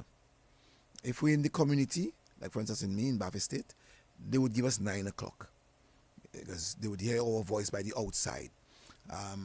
And when you hear Ma Philip and say, "Cecil," that's the first call. And don't make her call a second call. Okay. Because the second call is, "Upateta me kakuyeu, vinya dida." No, you cannot not come inside because you don't have embarrassment. So when you hear the first call, it's like another 5 minutes. You have to tell fellas where I go in here. And when you're coming in, you'd hear, "Lauka want to dread to serve." You check. So we had to wash our feet at a particular time. Some person 6 o'clock, some people 7 o'clock, some people 8 o'clock. Whatever time you'd come Wash in, your foot. you'd have to wash your foot. In those days, we had, some of us had pipe-borne water, so we would be able to go to our we call it bath. Go to the bath and wash our feet and enter. And not just our feet, we have to wash not just our plat pied, our entire body feet. Okay. No, our entire feet. From the knee down, below the knee down. We had to wash that and enter the lady house. And the other thing about it is, if they give you clothes to sleep, they tell you, mettez ça à laver. That's laver? Yeah, upside. You wrong side. Wrong side. Mettez à laver. So most of us, growing up, we had to. Someone said the washing of your feet is a cowboy bath. That's true. So what happened, Brain, in that, I lost my train of thought. That you put your clothes in wrong side Yes, to ward off the spirit. You put your clothes in wrong side. You had to put your clothes in wrong side to fall asleep, because they would tell you, I don't know if it's in mine, but they tell you if it is in the right side, you take time to fall asleep. You're fighting for yourself to fall asleep, because some spirit, Fighting some kind of spirit is in the house fighting with you. Me Matty, the place is hot. You check, but you have to put your clothes in the wrong side, a lave. So everybody's sleeping in a lave. I want somebody to call me and tell me that they never sleep in a lave. Yeah. We have to sleep in a lave. Boy, You have cancer, so those is cancer, and sleep in a lave, and and sometimes what mothers would do is they would pass in the room to see if you are asleep or to see if everything is okay with you. I remember that in those days. Checking on you. Make sure you're sleeping. Boy, Cecil, is so interesting about that river and how we got into the water. No. Even in the period of the river, we used to find ourselves getting caterpillar tubes. I don't know if people remember that. But I don't see that anymore. Oh, I see it's tubing. They call it tubing. They call it tubing. Yeah, they have the tubing in Layo. You have to pay for that. But we used to literally get our tubes, go right up to Palm Grove, and literally come down the river, and we used to actually direct. Most times, people like me, I was a capon for the river. I was really capon. I didn't like stone, and I didn't like to find myself turning over in heavy current. So when I reach on the power, we stop la. Okay. Some guys would continue under the bridge. Under the bridge was really rough. It's some real big boulders, yeah. And fellas tubes would overturn, and I don't know if anyone got hurt. I can't remember anyone getting hurt. And then guys would continue going down and maybe even reach to the gel bushery. But I had a kind of laissez-faire, lazy attitude in me that I didn't want to do all of that. That's two reasons. I didn't want to find myself going in the current, so I'll stop on the power, and I didn't want to reach right down to the new market, and having to walk up Bath Estate again, Pala. I wasn't doing that. Okay, I saw many fellas doing that, especially those sellers living in Bath Estate. Some fellas come from Newtown as well. And you have their caterpillar tube, which is a big tube, and I saw some fellas with a small tube, which they got from the cars, the 14 tires. Right. The 14 tubes, sorry. So we used to use a lot of tubes in those days. No. Someone went back to the sand in the house. And that is so true in the countryside in particular, that we used to see a lot of the sea sand in the four corners of the house. Okay. Four corners of the house. You have a little box. You have sand in the four corners. But I never got the reason why until now, because I always thought my mother used that at one time for the cats. No, it wasn't for cats, my brother. But so I was wondering. It wasn't for no meow. How much meow we used to have now? And thinking about it, right? The cats that we used to have, we didn't make them sleep inside. We're not conscious like today. We used to put our cat, chebe the cat in its neck and throw it outside. So it was nothing about cat. It wasn't about sleeping inside the house. No, nothing about want cat. to defecate. Or... Yeah. Okay. In the night time, it wasn't about cat. I mean, in the daytime, yes, the cat may be inside, You remember the box? Was it the Nestle's box? Any box? Boy, it was any box, you know. Them or the shoe box. Them little, maybe almost 1.5 foot long by 1.5 foot. Some them little boxes, you know. And they used to be carnation milk and so on. Okay. Them little boxes that they used to use, you know. Boy, and then people used to get that, and when you see your parents tell you go and get a box for you, you have to wonder why, you know. Yes. You check. Some of them used to really take it to put your food. Yes. So you used to have food dashing fig and so on, and they used to put the food box. in the box underneath the counter. So it was used for that sometimes, but not all of the times. You know, you would see them put all kind of things in the boxes. Very interesting. Cecil, now going up the river, did you ever go across to Sikwi? Did you ever bathe there? Man, if you from Roseau, you do bathe Sikwi, or you bathe now.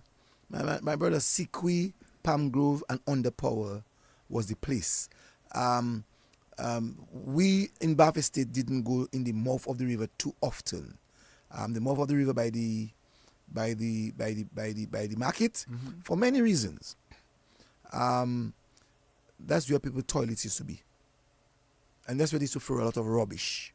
But yet still you'd see people from Baytong and people from Roseau having their bath there. You know. Yes, that's true. And also too, a lot of us were cowards. Because it was said that the mouth of the river had a chubuchet, and we didn't want to find ourselves not knowing where the chubuchet is and go there and get drunk, you know. So we didn't. So a lot of us didn't from Bath State. It was not fond of the gel bushui, but we would have gone to Sikwi. There was two. There was one in on the power, and one right after the bridge. There was another one after the bridge. Tubuchet was a little lower down, where the houses are. But where at the back of the Ministry of Agriculture office in Seabreeze area. Okay. On the side there had another basse that we used to use, you know, and so people used to, especially up by Paradise, the people in Bath City used to wash their clothes in that area. Before they built the wall there was also a basse, a really huge basse. So people like me would have used that basse before they built the wall, because we actually had a shortcut there before the houses were being built there, and to go across the river to have a nice bath. So we used to live in that area. Do you know if any? No, let me tell you something about the Roseau River or the Queens River. Nobody that the river has taken has ever been found. Nobody. Once the river take you, they never find you. And you're right. The last two that went, the Fube brothers, nobody ever found them. Yeah. I don't know why. I know Chichi broke his neck there. He didn't get drowned. Well, he jumped in and broke his neck, but he didn't get drowned. And he was safe. But yeah. I know that once you see the river is coming down and the river take you, nobody has ever found you. Yes. And nobody, the firemen went down there, they never found him when the river was overflowing its bank. So as we said, we had Sikwi, we had Champagne, we have Underpower, and we had Palm Grove. These were some popular areas that we as boys bathed. And also Silver Lake. Later on, Silver Lake had a nice. Before Silver Lake had the houses, Silver Lake had a very nice bassin, real big bassin. You could have had picnic in that area. Was it by Jojo? Jojo lived in Bath State, where the Royal Bank housing scheme is. I'm talking about Silver Lake, where the long houses are. Okay. Yeah, that we used to actually have a real beautiful bassin. And if you ask me, that would have been one of the best bassins in the area. But also the Roseau River was also a place for romance. Many people went higher up, by where you're talking about, bring their girlfriends to have a bath, right up there in the Silver Lake area. Palm Grove. Palm Grove area. Yeah, so right now a lot of fellas. I'm seeing there are houses in that area now, but that was for me that was the back end. So you would know if you're romancing in that area. You'd know if people coming in because there are a lot of bushes. A and lot you'd of hear bush. clack, clack, clack, clack, Yeah. clack, clack, clack. And you'd hear bushes. You'd hear the movement of the bushes. In fact, I would not call his name. One fella got stuck there with his vehicle. He went by the river inside that hole. There's a mad fella, man. And, Those is not four-wheel. With his Volkswagen. There was no four-wheel. And the man couldn't come out, you know. The man couldn't come out with the transport. So as I passed in, the man ailing me for me to pull him out, you know, with my father pick up. He got, I won't call his name, he's still there.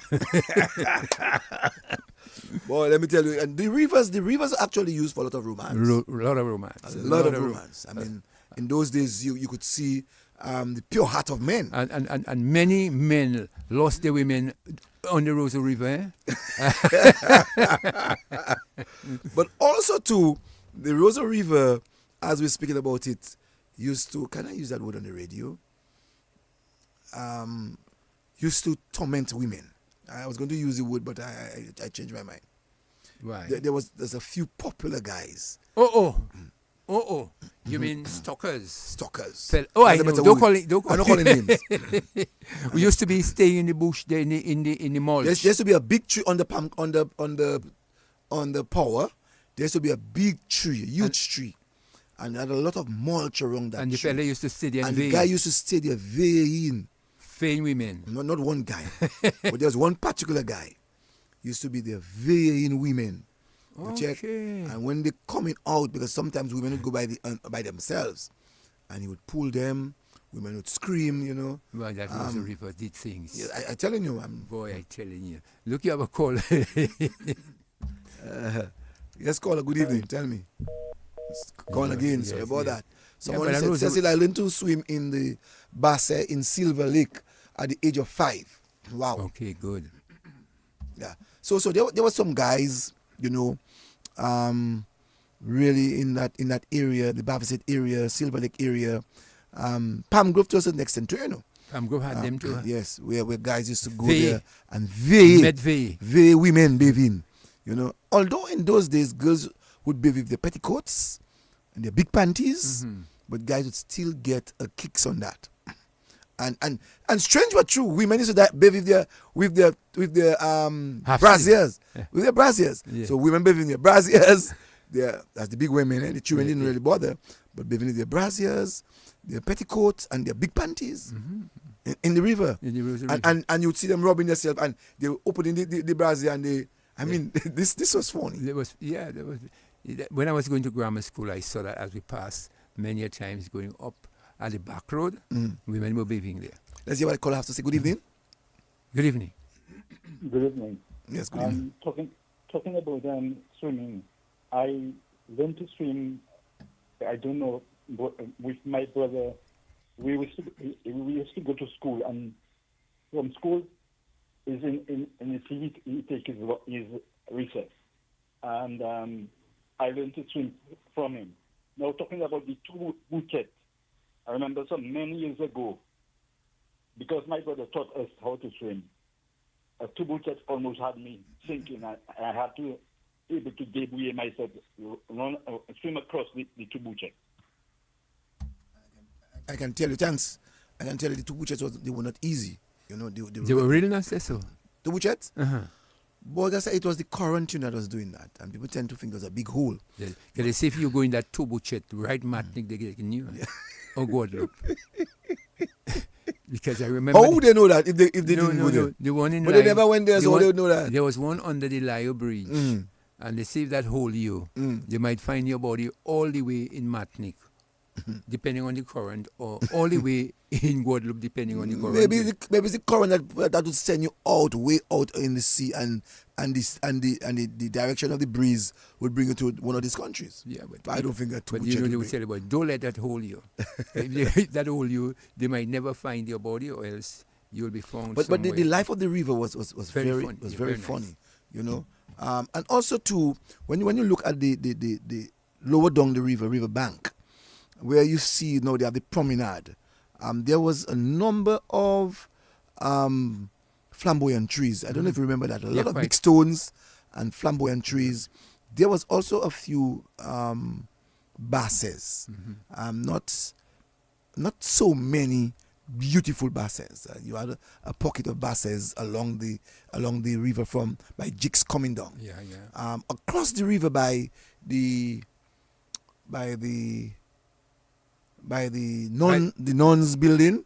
This was a better spot for bathing. For bathing. I cannot remember. I cannot place my eyes on the building of the seawall of the river wall. I cannot remember that for sure. I really cannot remember that. Let's take a call quickly. Good evening, caller. Sorry about that, caller. You have to call us again. So along the river, you used to have a number of flamboyant trees, which we call coxsackie trees. Well, in those days we call it coxsackie trees. Yeah, but so where the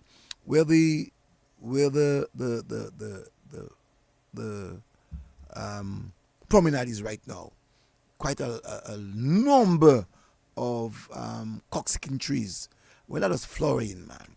Beautiful. That redness of 5, 6, 7, 8 of those trees there, man. They were so beautiful. And you know what happened? Along the banks of the river, you had the steps, which has now been removed, where you could just walk down the step when you're going to wash your clothes. You walk down the steps and you get into the river, or you stay on the step and you wash your clothes in the river. Let me tell you where I knew some of the steps. Where they have the Portsmouth bus stop, I knew there was a step there. Where they have the promenade, I know there were steps there. I know by the Jakes had a step. I know where Irox is on the other side. They have the Privo, the area there was a step. I know, for instance, by the grammar school. Oh, yes, 2 steps. There were 2 steps there. We would go down that step to cross the river, to go up to cross the river and do another thing. Cross the river. You remember any of those steps? Of course. I tell you, walk the steps, and some people, they would either stay on top of the wall, do their number 2, or walk down the steps and do their number 2 so they could go in the river or in the water. You know? Okay. I don't know if you remember that. I remember. We have a caller. Yeah. Let's take the caller. Good evening to you, caller. Good evening. Yeah, Mr. Joseph again. So now, when you go inside the house at some time in the night, you go inside in the front or you go at the back. You're never coming back down. You have to come at the back and you have to watch. You can't come in front and then people house. It was a tradition to walk at the back. A tradition. Walk from the back. And as you see, and turn your clothes in the wrong side for you. That used to be a real thing. Right. But now, Mr. Joseph, you can remember learning the tongue is called Miss Me. Miss Me. Everybody know, man. Miss Me. Man. Miss Me Disukuya. Miss Me Disukuya. Miss Me Disukuya. I don't know. You're not telling me. I'm going to find out. I'm asking you if it's this one you're talking about. I don't know. I know. Miss Me that everybody was afraid of and think she was a devil. Boy, all the way to Miss Me, she was got to 16. First time I had in my life, boy. I know. Boy, you know what? You know what? Of course. Boy, you know any info me to what some of them doing? Boy, looking. And you know, I had a fella now, they call it a red skin fella come play that job bless. Playing at the running up and playing that job bless. But it was so crazy. Hold on, was it that guy? Was it Dover? But the ones didn't bow him now. Didn't bow Dover once now. But they give him one big fucking look at one time. Boy. Yeah, I remember that very well. I think that they said that there was a big chin. I remember when that situation of Dover happened. It was every 7 o'clock, a big chin. You had a big chin passing in Roseau, and everybody's scared to go outside. Goodwill too, he used to pass with it. A big chin, and that's traveling in Roseau. And 7 o'clock, Roseau locked down. Locked down like lockdown. Everybody's scared. Window closed, door closed, because Jumbie passing. Remember it that took some brave little boys to catch him. They decided they want to evade that Jumbie.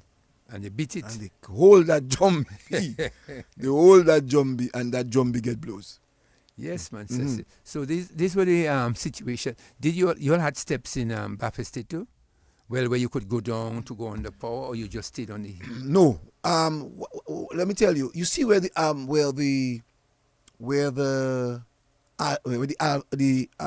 Alliance Française building is?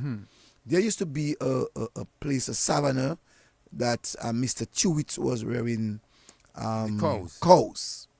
And so they had a little gate and had a little step, and you could just walk across and go underneath power to bathe. Okay. So that's the only step. But the other parts on the other side, more the eastern side of the river, there was no step. It was all flat.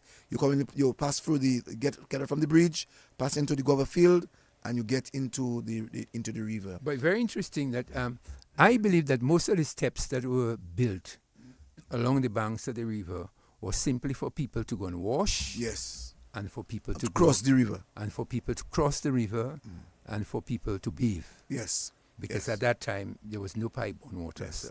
It was built by Isilo Black. Isilo Black from Grand Bay, the founder of the Dominican Labour Party and the Freedom Party.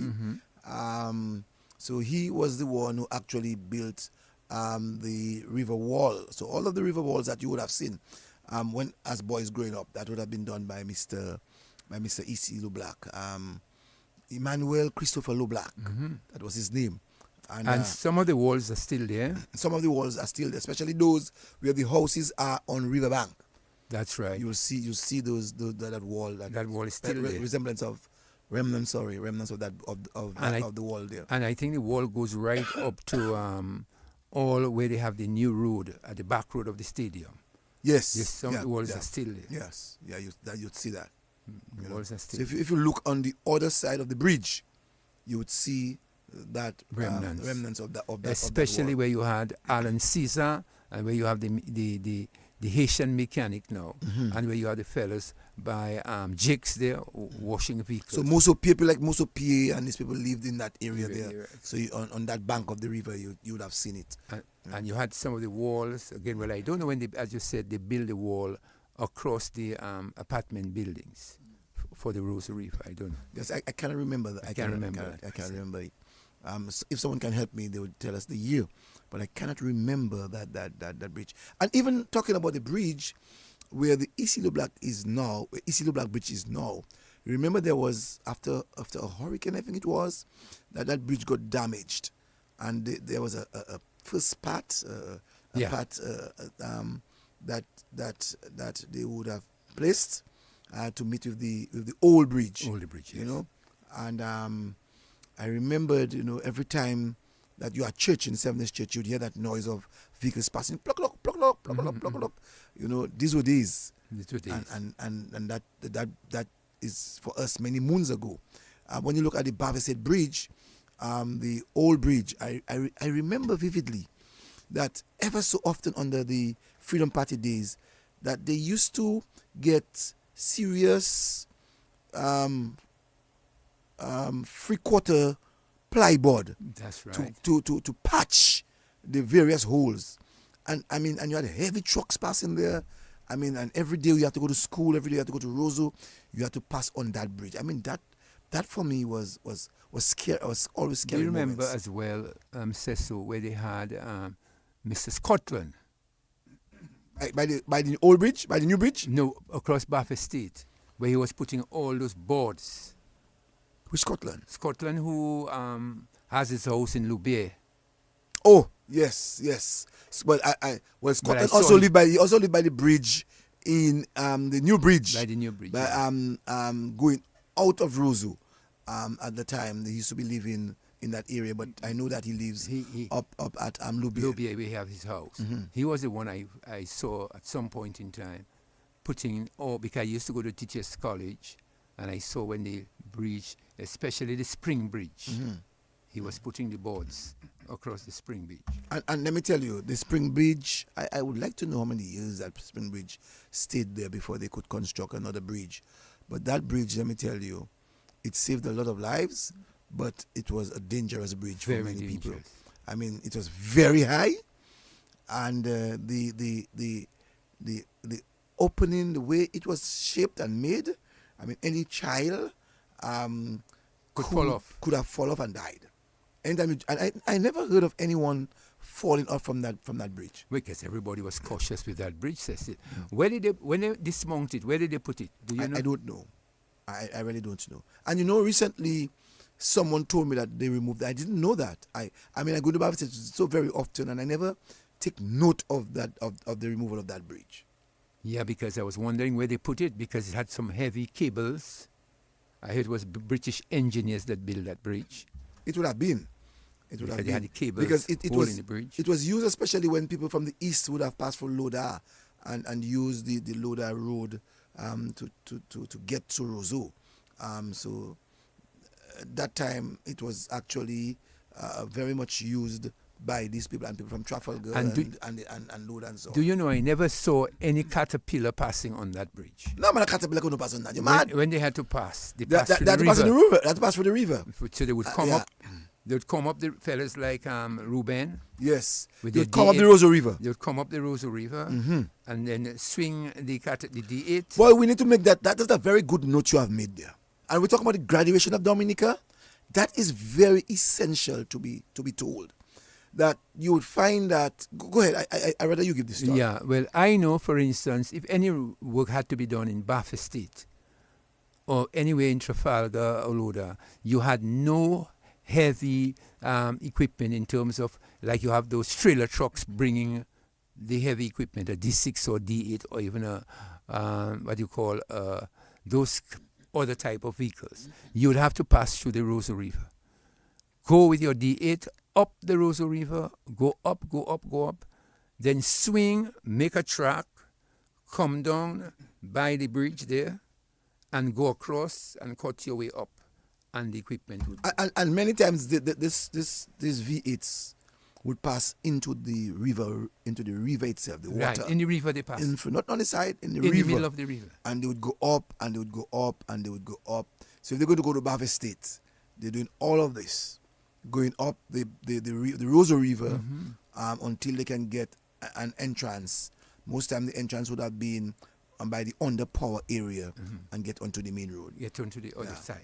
Yeah. And many a times they had no tires. Yes. So many of the tracks would just eat up the road. Yes. Later on, they began to introduce tires where they can roll on the tires. And gradually, they started to use trailer trucks to move them out. And people may not know of that, but that's a very good point that you have just brought up there. That speaks volumes of the transformation. And sometimes what we would have seen inside of Roseau Central, if you had to move from one part of Roseau to the other, you would see that they would get some huge caterpillar tires, and they would put underneath the track so that they can move. They can move on it, so that you don't damage the roads. And that is how we were. And it was taking time, eh? But let me tell you. Right now, you just put a D8 or D6 and carry it to whatever destination, and you bring it to whatever destination you want it to bring to. Yeah. I mean, this is. It's amazing. It's amazing how Dominica has moved less than 40 years. To see what less than 40 years. What has happened? The things that we went through. Let's even talk about light. Less than 40 years, everybody in Dominica didn't have lights. That's right. In 1985, 87, Vickers saw electricity. Most persons in Vickers. But Vickers was dark. We saw you use our bullseye. 85, 86, 1980, 1979, 80, 81, Vickers didn't have light. There are many other communities in Dominica with no lights. In fact, when I worked with my father in the 1960s, no, not 70s, 75, Bagatelle had no lights. Petit Savan had no lights. Font Saint-Jean had no lights. No, there were no lights. So lights came into Dominica, especially on certain parts of Dominica, very late in the 70s. In the 70s. Yeah. Certain parts of Dominica in the 70s, lights came. Some parts in the rural areas had no lights up to 1985. There was no lights. So when we look at Dominica and the transformation that Dominica has made, the leaders before and now must be complimented for the kind of things that they did. Because you know what I was looking at, Cecil, and seeing how these equipments had to cross many rivers. Even the Cadefield River, even the river in going across Maho area there, even going across the Lai River especially when they were cutting the road to Salisbury. Have you noticed that the road is between two mountains? Yeah. Oh yes. Yeah. So it was actually D8s and D6 cutting those roads, But those equipment had to traverse through the river. Not that they would be passing over bridges. No. They would have to drive through the river. So it's very, very, very, very significant to remind Dominicans in terms of the transformation, in terms of the equipment now that we're using and the type of equipment using in terms of road construction. Even our motor vehicles, they were not as the other countries of the region. We didn't have so many vehicles. No. I mean, into the 70s, you could play a football game and on a Sunday and no vehicle passing. No vehicle. On a Saturday. But cricket. Most times you would see a lot of vehicles on a Saturday. And I know you played a lot of and keeping around the river. You played a lot of cricket on the boulevard. By the boulevard, the wind ball cricket. Oh yes, we had to. By the river, on the other side of the boulevard, that is on the riverbank by Sonia Felix area there. A lot of cricket. We played a lot of cricket and football in that area. In that area. Which I don't see. At that time, there were not so many vehicles in Roseville, and that's not long ago. And that's not long ago. That's not long ago. I wanted to draw your attention. That is to not long ago. That a lot of softball matches were played right. Well, let me tell you. And small goal. I'm telling you, small goals, communities. I should say, streets versus streets. A lot of that. As a matter of fact, that was our stadium. That was the stadium. We have people literally on the riverbank, literally, and then later on, those of us who graduated, because you had a set playing higher up. I'm talking about by Sonia Felix area, and then where we have the promenade.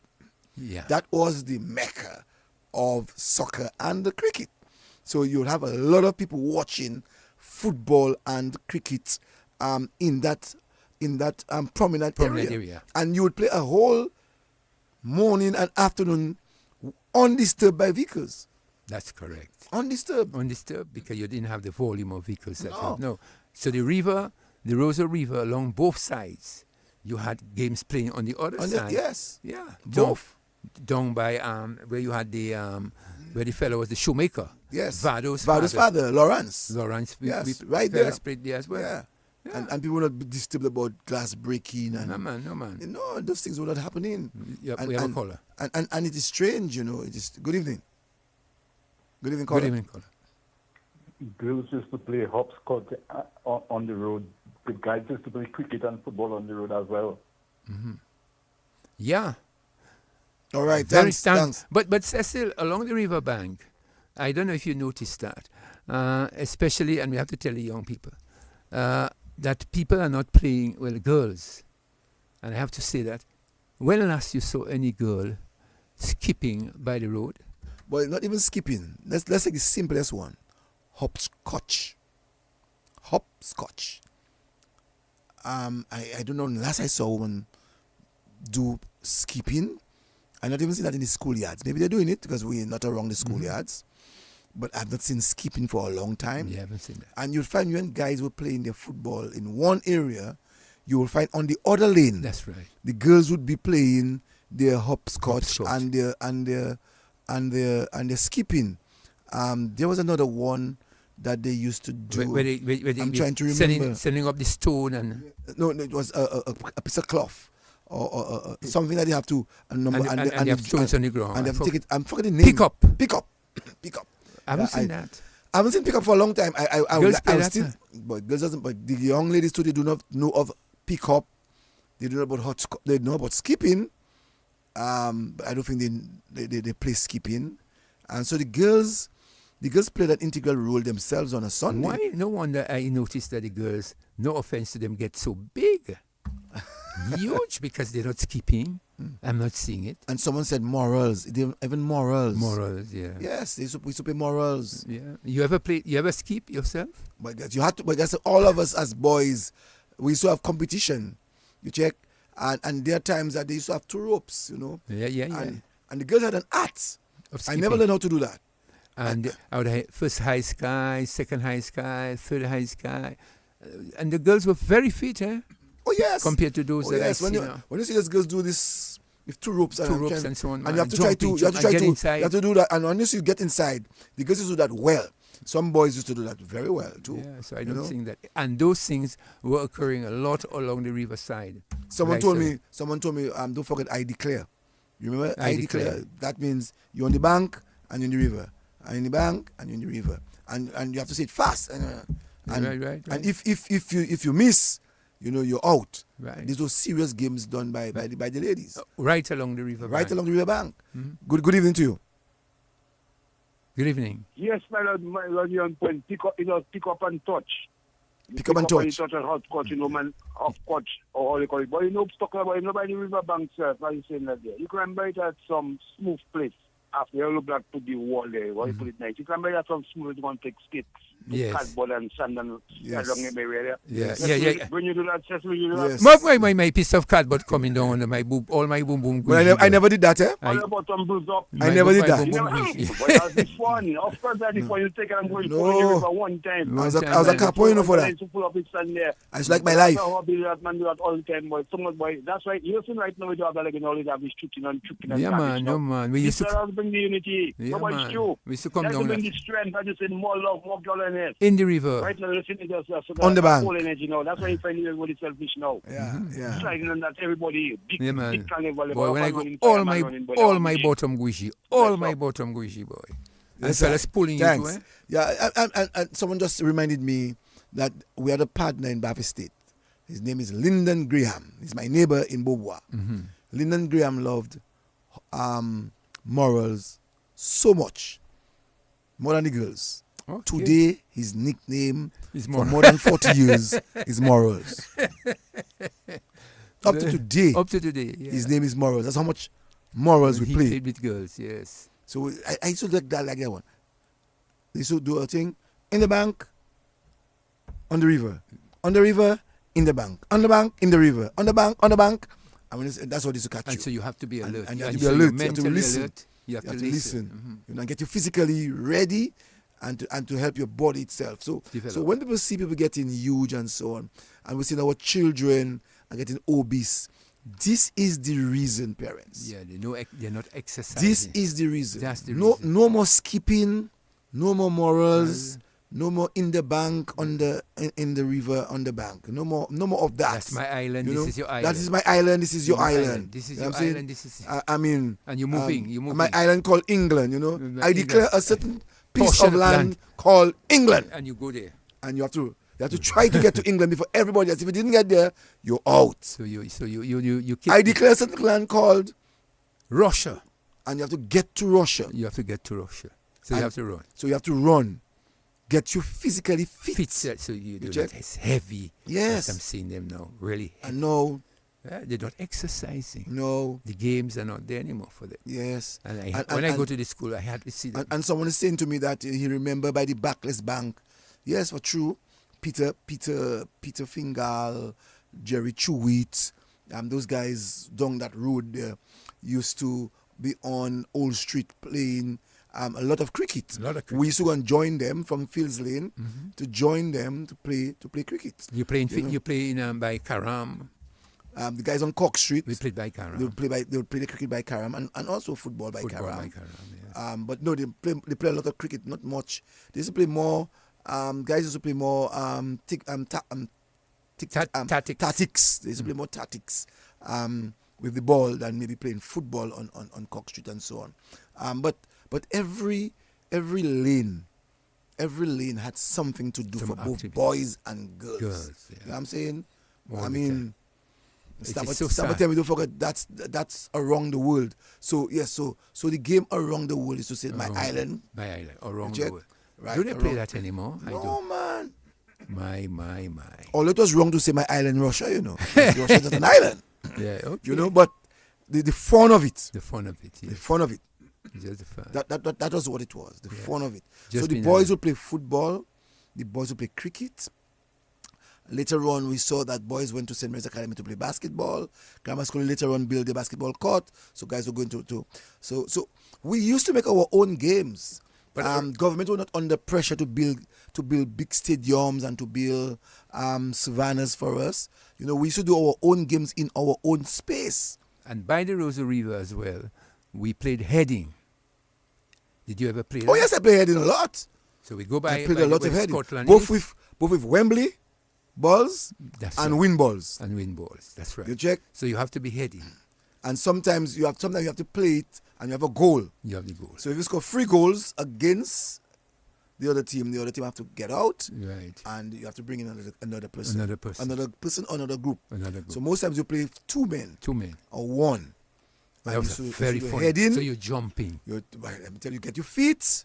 It gets you to understand the game of soccer better, and get you to know how to head properly, and the corners of the goal, how to do it, and how high an individual is. You couldn't use your hand, because if you use your hand, it's a penalty. It's a penalty, yes. So you used to do a lot of heading. Heading. You know? And not only that, women also played football with us. Yes. Do you remember a woman who played football? Boy, there's a man, I'm trying to remember. I Gaffer. Well, that was my captain. I know one called Patricia. Who Patricia that? Oh, well, Patricia. That is one of my brothers across the... Patricia in Pottersville? Yeah. Patricia the Malnum? Oh, yes. Where is she? She died. Oh, Patricia died? Mm-hmm. Yeah, man. I remember she Patricia. Played a lot of football. I remember Patricia, but she's like a white man rum, boy. Yeah. She's like a country rum. She did a country rum. Yeah. Yes, she's a Malnum. Mm-hmm. Since I know myself growing up as a boy, Patricia was always a Malnum. She used to sell Balao. Balao, right. Yeah, Balao Fue.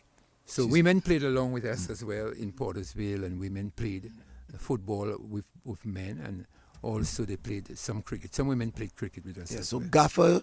Gaffer was both my captain in football and cricket.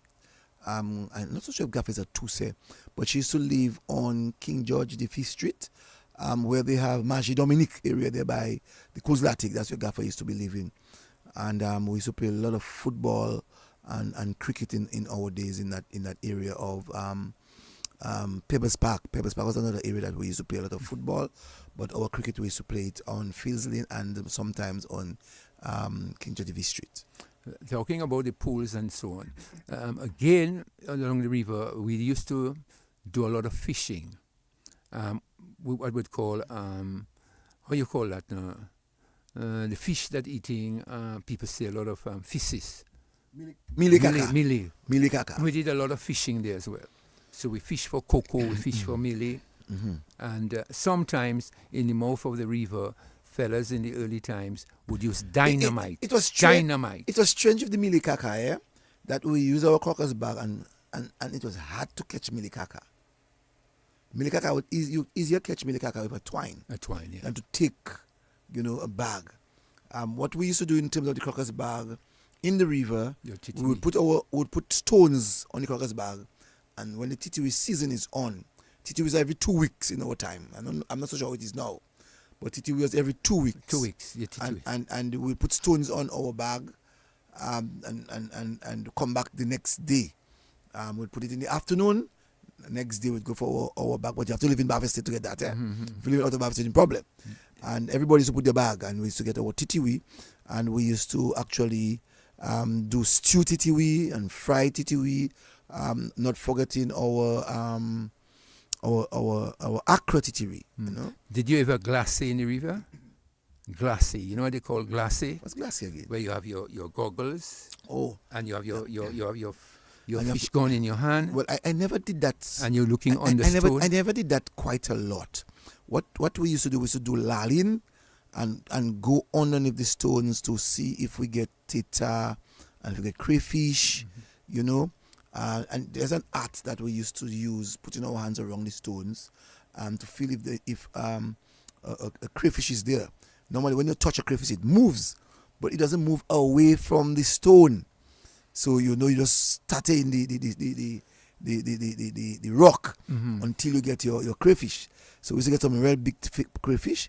The tate was easier to catch because it was sticking onto the rock. One of the fellas when you're fishing with them in the river, especially my brother Algernon, he put his hand under the stone.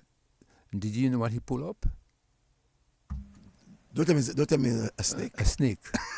Well, there was 2 types. There was this Zaji. Zaji, yes. And I suppose Zaji is a thing, not the snake. No, man, it was a boa constrictor, man. What? In the river? Yeah, they swim in, You serious? Yeah.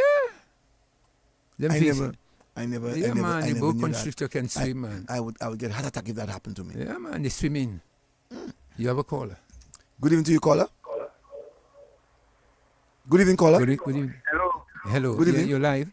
Yeah, I want to do some little mistake. Now make all some little mistake. Go. Could you lower the volume of your radio, please? My one rose, man. I said, can you lower the volume? When you come to the lab, by Miss Pearl, you forget Miss Pearl and what you call the Kings Avenue before Holix. I've been listening to all you for the longest weeks. Then when you come to Cox Street, Cecil you live out the closest place to you. You join a shop. You know, caller. We're not talking about Roseau anymore today. So no. I'm just telling you. Can you call us when we're talking about Roseau? Because we deal with the issue of the life of the river. Okay, let's come to that one now. Yeah. Go ahead. River, the caterpillar used to go up the river and come out by the bridge. Right by where they have the thing there. It used to come up by the bridge, goes to the bridge and go up where they do the work. And then you come to the bridge now. When I was a little boy, I was afraid to pass on bicycle on it. I used to run with my bicycle. I'd like to walk there. And then the Hurricane Maria take it. I worked there. I took out a log for it at home. Working with government, pulling out log to put on that bridge. Now you're Cox Street, after Baron, you had Michelle Gabriel there.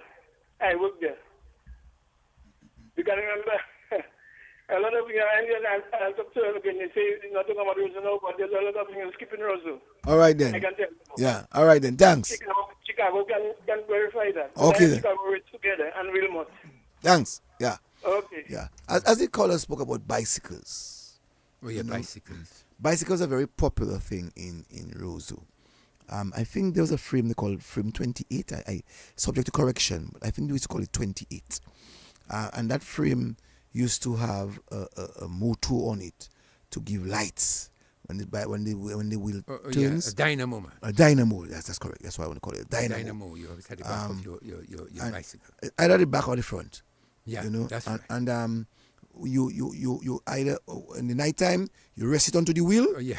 You rest it onto the wheel. So when as the wheel turns, you get light. You're getting light. In the daytime, you're removing it from the wheel, and you just ride as normal. So Roseau had a lot of bikes. I remember one man in the name of Mr. Sandy. That's the father of Terry Sandy. Mr. Sandy used to have a bike, a black one. So many adult men, we used to see them with their bikes. And there was one guy in Roseau by the name of George Kokeshat that people used to bring their bicycle to repair whenever they George problem. Kokeshat, Yeah, by George. Short Redskin fella. Yeah. I'm not so sure what he was to Jerry Chewitt. Because Jerry Chewitt used to live in the same yard, I think, with George in those early days. Francis Chewitt and those guys there, you know. And then I think they lived on Riverbank. And so you had a lot of bicycles, and it's a good thing that the caller said that. And so it helped in terms of you exercising. And from the bicycle, we saw BMX bicycles. So we saw the graduation of those bicycles and so on.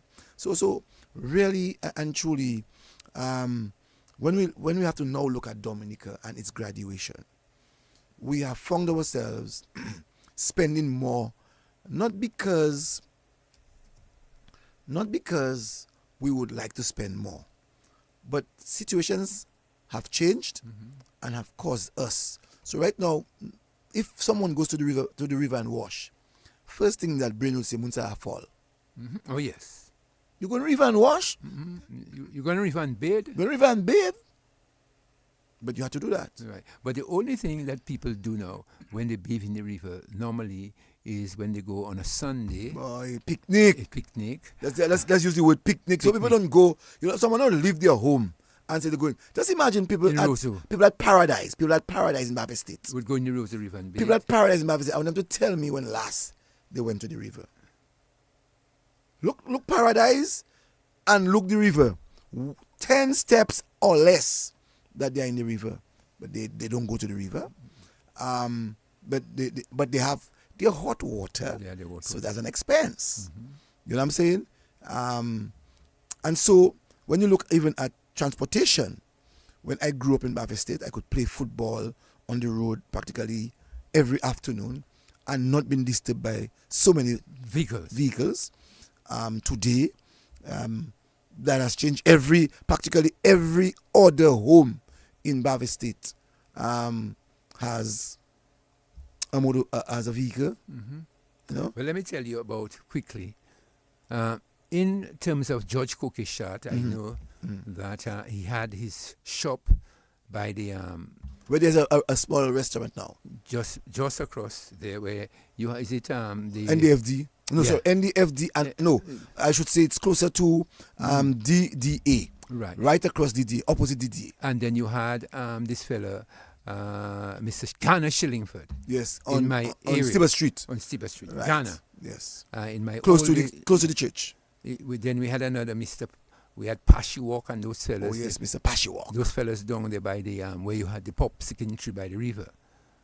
So you had this bike. No, the bicycle my father had was a rally bicycle. Rally. It was an expensive fella, man. Yeah, he had a rally bicycle, and I know that they had the Humber bicycle. But the young fellas know what they have now is motorbike. Eh? Yeah. Well, motorbike is around for some time. You remember the Harley Davis motorbike? Those guys also have the Harley motorbikes, but it was an expensive motorbike. Not so many people would have had it. What's the favorite motorbike the young fellas have now? Boy, how do they call it now? T-Max. T-Max and what? It's T-Max? It's T-Max, yeah. T-Max. And they have a kind of one now. It's high powered. So you hear them riding those bicycles. But in the old days, when you had a bicycle, you was a big man. Eh? Yeah, bicycle was a big man thing. Because, you know, I mean, no many people can buy. And when you have a motor car, you're a bigger man. You know, you're a bigger man. Two Tigas now have vehicles. All little boys now have vehicles. Yeah. So when we talk about how hard times are, oh boy, it is in truth and in fact. But who has placed it on us? We ourselves. You know what I'm saying? The hard times that we are facing is because we have made ourselves economically dependence. So we are almost like a slave to ourselves. So we find ourselves, when we grew up as boys, our mother would make the mattress. She would get fiber, wherever she got the fiber, and make the mattress. You would see them sew the mattress. Pie cocoa. And make the mattress. Today, you buy your mattress. You have to go to a business place and purchase your mattress. You have stove. When you grow up, it's gas kerosene stove in you. Or pumping. Pumping stoves. Now every home has a gas stove, and you must buy your LPG. You have to buy your liquid petroleum gas. You must buy your LPG, and so no one those days. I remember when people graduating from the gas stove, from the stove, from the kerosene stove, that they used to have two burners and one burner and three burners. And when you have three burners, big of gas stove. No, you cannot have. No, people having 6 burners. If you go at person, no, people have industrial burners at their homes, stoves at their homes. You know. But very interesting, eh? How the riverside. No, when you go by the riverside now, Cecil, you don't see people burning candles. Candle, talk about that. If they burn a candle by the riverside, it's for I just see them when someone dies, what you call it again? Lave. Not a lave. The 9 nights? No. When people get into accident now, they're having candlelight vigil. Oh, candlelight vigil. Yeah, that's what they're having now. You know. So I don't see that by the riverside. So now it's air fryers. People have hot water deep fryers. People have stove that make it ice now that you can just put inside of it. And when we saw that before, it's like, oh, will I buy that, boy? You know what I'm saying? And now you can buy that. Now people have 85-inch TV at their home. Nobody's buying 24 and 32. That is time in the past. Home theater then. Home theater, and everybody now have surround songs. Everybody has a queen size bed. Everyone has an iPhone that costs $7,000. You know what I'm saying? I mean, iPhone for $7,000. When people, Yes, people go online and they buy a motor vehicle and they might buy it for about $40,000. That's about it. But when we look at our lifestyle and pattern, By the riverside, boy. from where we came out by the riverside, pooing by the riverside, excreting by the riverside, throwing rubbish wherever we want. No, we have graduated. We have gone along. So the Lakou style is moving away.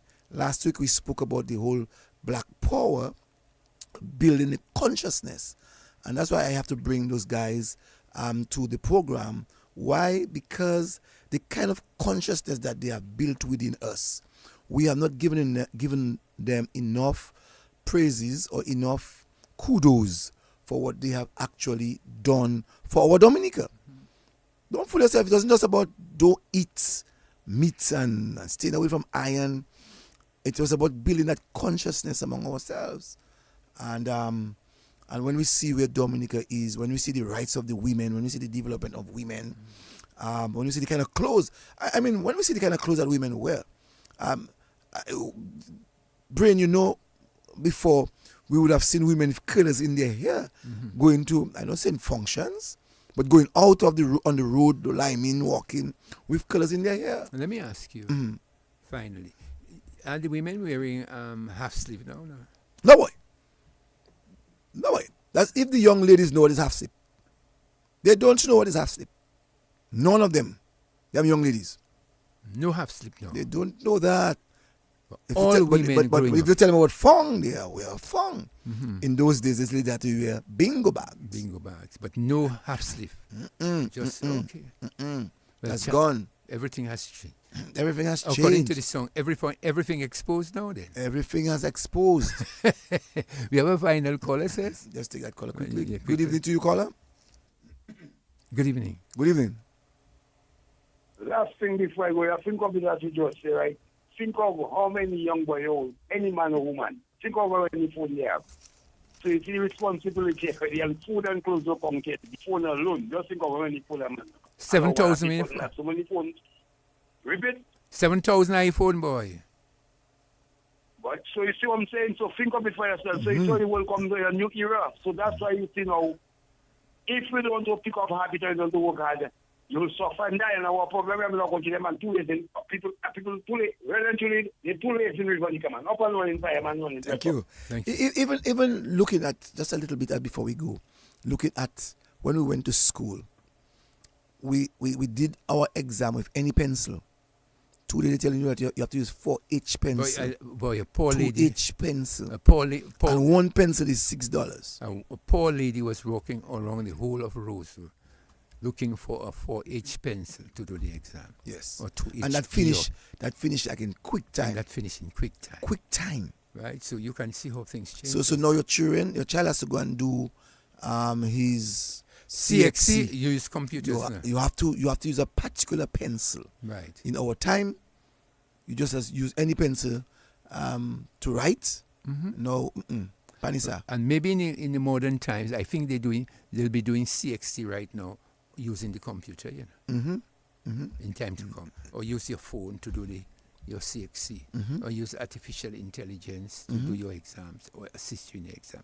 So whole things. Well, we just have to wonder, where education will be. Where education will be. When we started, we started from the whole concept of discussion, communicating with each other, learning from each other, reading books. Today we are seeing the change, and we cannot fight the times. We can only give our children the story of what we did and how we did it. How we did it. And they would say we are backward in what we did. Well, I wouldn't deny them. When you look at what we happen to have gotten the best of the both worlds. And I'm sure if we ask many of us, if we would have preferred this world, a lot of us would have said, yes, we prefer this world. But I can say I liked my world because it taught me something different. Well, you can't know, probably when you're a school teacher, you ask the child, what is 7 nines? And the child will say, you say 63. Right now, the child will tell you, well, man, just click on my computer, man. 7x 9, 63, man. 7 multiplied by 9 is 63. I don't have to remember that in my head. I have my tablet. I just go 7 multiplied by 9 is 63. I need to have that in my head. Or I may just ask the computer, why 7 nines? And he just answer. As a matter of fact, you can communicate with it now. Well, you can communicate. Unlike before, you have to make out your voice. No, you don't want to make out your voice. You just have to get a song. I was watching finally, and I had to laugh. In the recent times, in a visit to China, do you know that there are now robots that's serving you now in China? But you're joking, man. That's thing of the past you're talking about. Well, because I saw it, I said, what? Yeah, that's from and the I past. even saw one of those robots whining, you know. I tell that's thing of the past you're talking about. My goodness, Miss Cecil. Well, that's what the young That's generation. that's not happening yesterday. That's young generation. You have robots that are going to buy messages for you, cross the road and bring a message for you. No. So what are you talking about? So the new generation, that's their time. So it's going to be a different world. And that's why it's important to have that kind of program. And I was very happy when I was able to speak to people like Ghana, Trotter, and Dave Burton, and Shaw, and a few other guys over the week, you know, who told me that they actually listened to the program. As a matter of fact, Ghana told me he would want to come on the program next month, and David Burton told me that he would like to come anytime because he wants to give his story too. Mm-hmm. And so it's important of the things that we say to people and the public in reference to the Lakou life, because a lot of people are actually complimenting the work that we are doing, you know. Let me send out a message. I want them to tell me, this Rasta man when they're coming, I want him to tell me about TFM. A lot of Rasta men had the headquarters up there. TFM? At TFM. Oh, we must talk about TFM. And then I want him to... that is the headquarters of the Rasta man. The headquarters of the Dreads, if we can say. TFM. Yes. I want to know what's happening. So for all you know, when you're coming, let me ask all you, what's happening up there in TFM? Do you know who owns TFM? Who's the owner of TFM for real? Think, man. Yeah. TFM was owned by Patrick John, you know. You serious? And Patrick John left it for Nereri John, you know. No, I have to ask Nairi about that. So that's the homework. Was it purchased, or did the Dreads run the that's a very interesting. The planters. But next month when. But I must say though, Brain, that I'm very happy in terms of the Lakou program. The power of the program now that I'm seeing, because young children are actually speaking with me. I do not know if they are with you, about our story, and that they're liking our story, because some of these children, a few of them have said to me that their parents told them so, but they did not believe. Having to hear it from other people and ourselves, they say that it was a real stone age. I remember two boys told me, Mr. Joseph, boy, all you live in stone age periods. You know. But all along the river bank, let me tell you what we did quickly in closing. We had our Tolomar, we had our farine and chocolate. It would be good that we, as you say that, Brain, that if we do not attract someone next week, because I know that we wanted, someone told me that they were supposed to come in today, but they couldn't because they had to go out of state. If we do not have someone next week, it would be good that we can speak of what we ate, of the things that we ate. What we ate. And I know that there are people who are listening to us and are taking notes because of the importance of that type of program. And so it would be good that, as you said, we can gather the information of what we ate. And not just what we ate. There are various communities that ate different things from us. You check different fruits and different meals from us, and why they would have eaten it. So it would have been good. Next week we can look at as to what we ate, and that get various people from various communities to tell us what they ate. And let me tell you what.